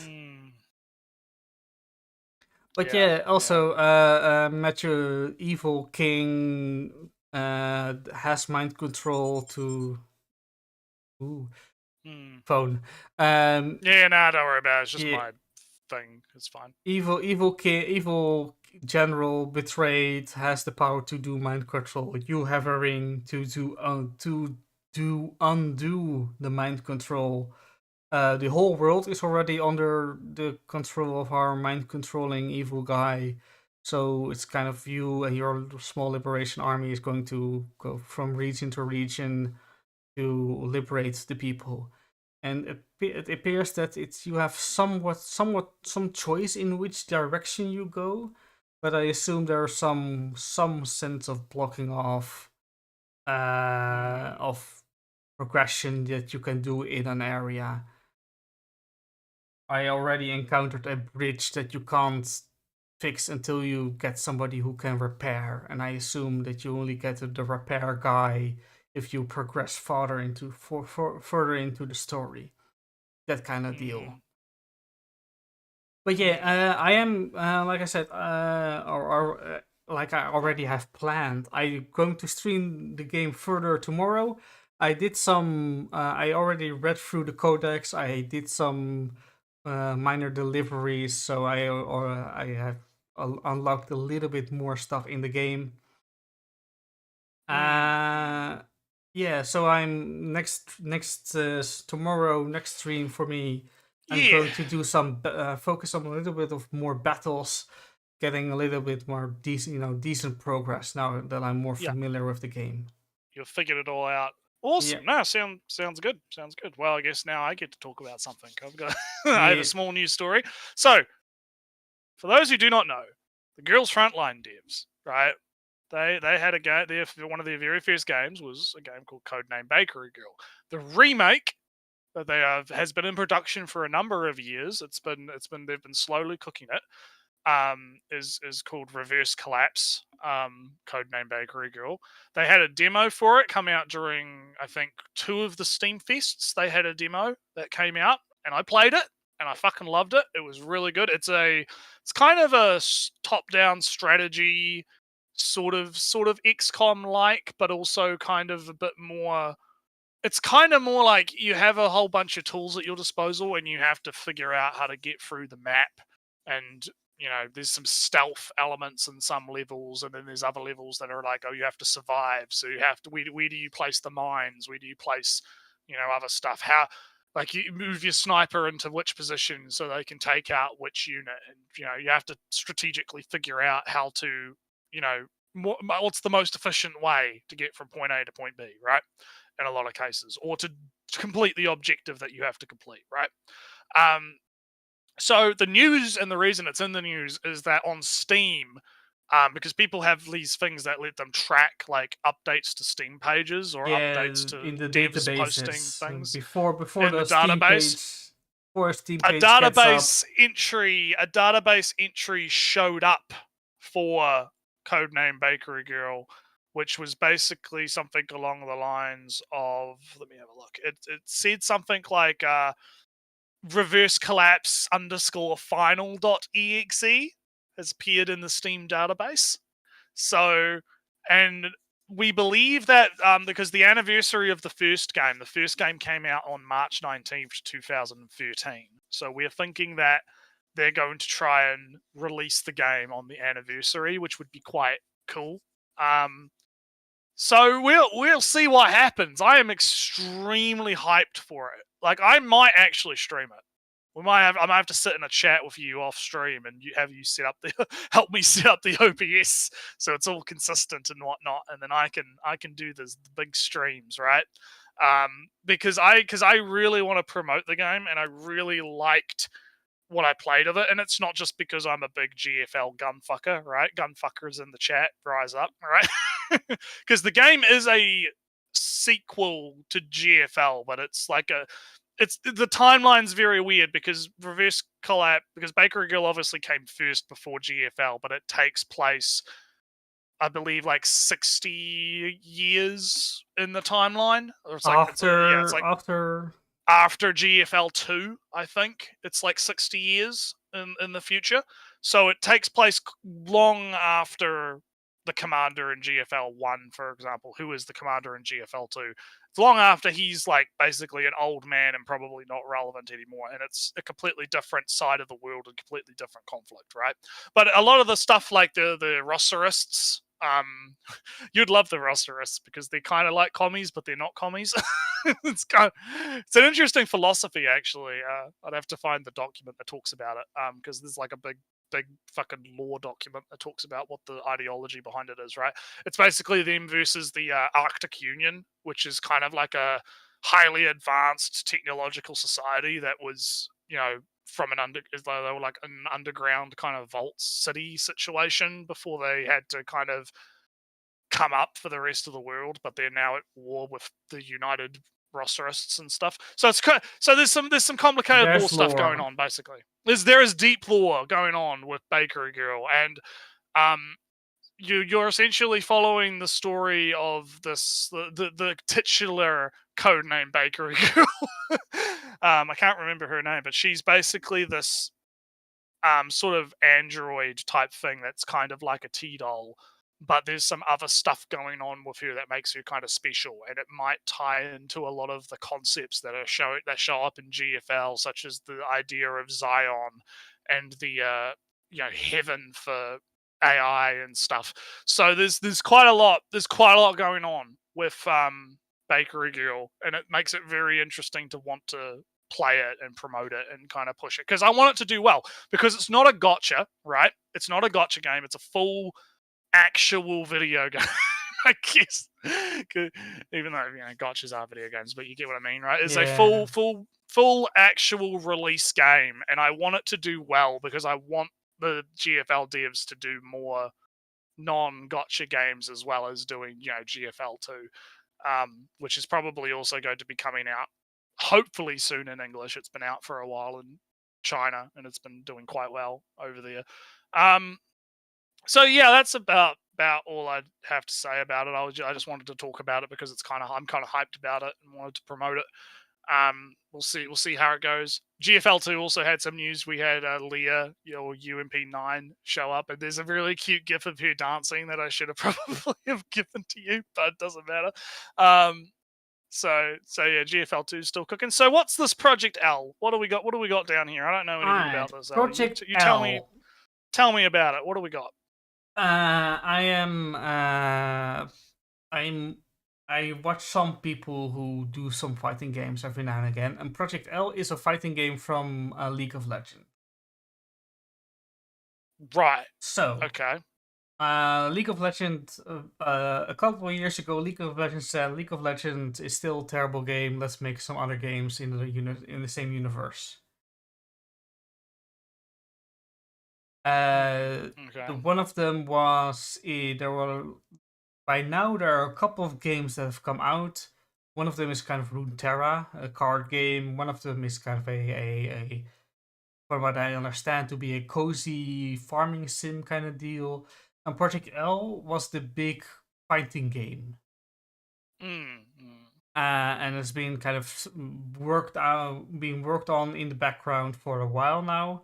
And then it appeared as Project L, and people had some demos, and it has a different system from most fighting games, which, from what I understand, kind of relies on good teamwork in a fast-paced fighting game.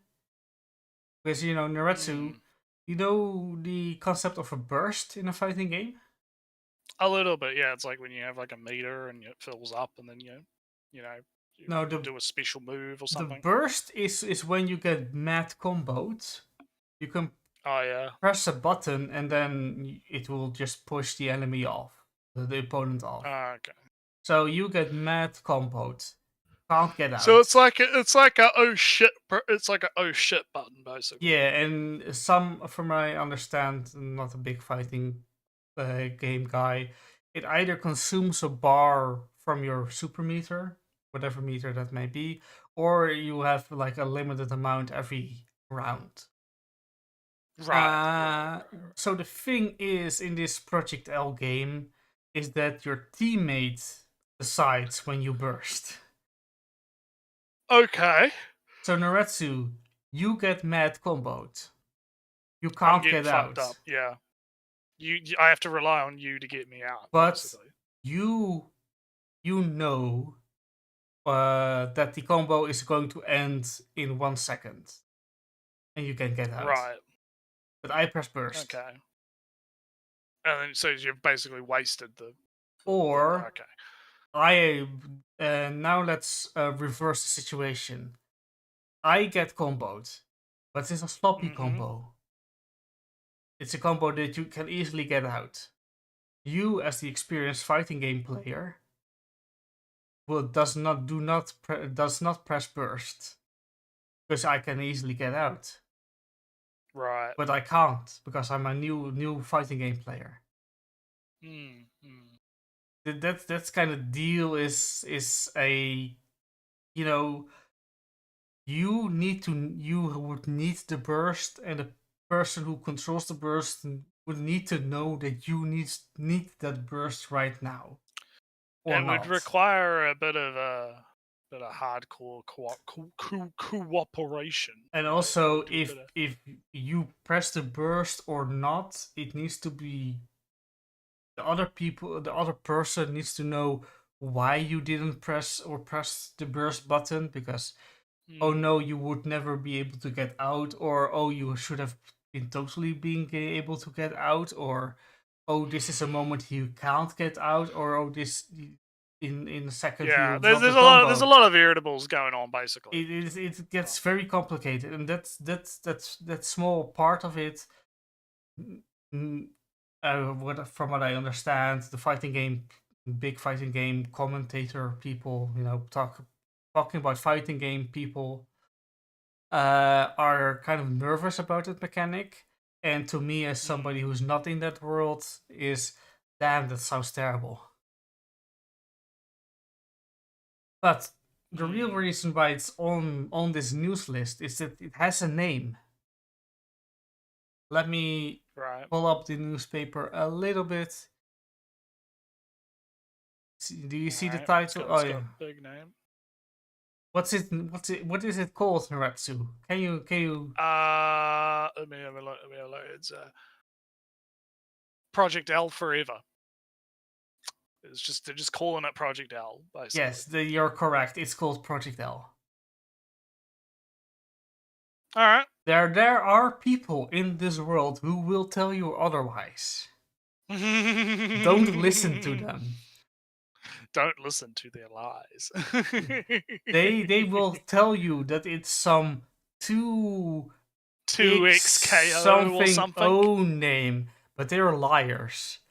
They're suffering from the Mandela effect. Yeah, they will tell you that they are from Riot and they are official. They are developers of the game, but they are liars. They're lying, big liar. All right, well, it sounds fun. The name is absolutely terrible. Well, yeah, it's apparently you have to say 2XKO. That's how you say the name. Apparently, yeah. Not like double KO or something. That's because that's marginally better. Double KO. No, it's 2XKO. That's how you have to say it now. It's a terrible name. It will be called just like Twitter is Twitter until Twitter stops being so stupid. Twitter is always going to be Twitter. Yeah. Yeah, Twitter will be Twitter until it stops being so stupid. And just like Project L will be continued, it will be called Project L until it has an actual good name. Otherwise, that name will be Project L. Yeah. All right. Well, I guess that kind of does it then. I think I don't know if there's anything else we want to talk about right now. I'll exhausted all the topics. Yeah, like and subscribe and come watch my stream tomorrow of Unicorn Overlord, the continuation of the stream of yesterday. Go watch the stream. I might be streaming at some point. We'll see how it goes. Right, we'll get some more watch times in. But yeah, we'll see you guys next time on the show. Have a good rest of the day, guys. Yeah, later. Bye.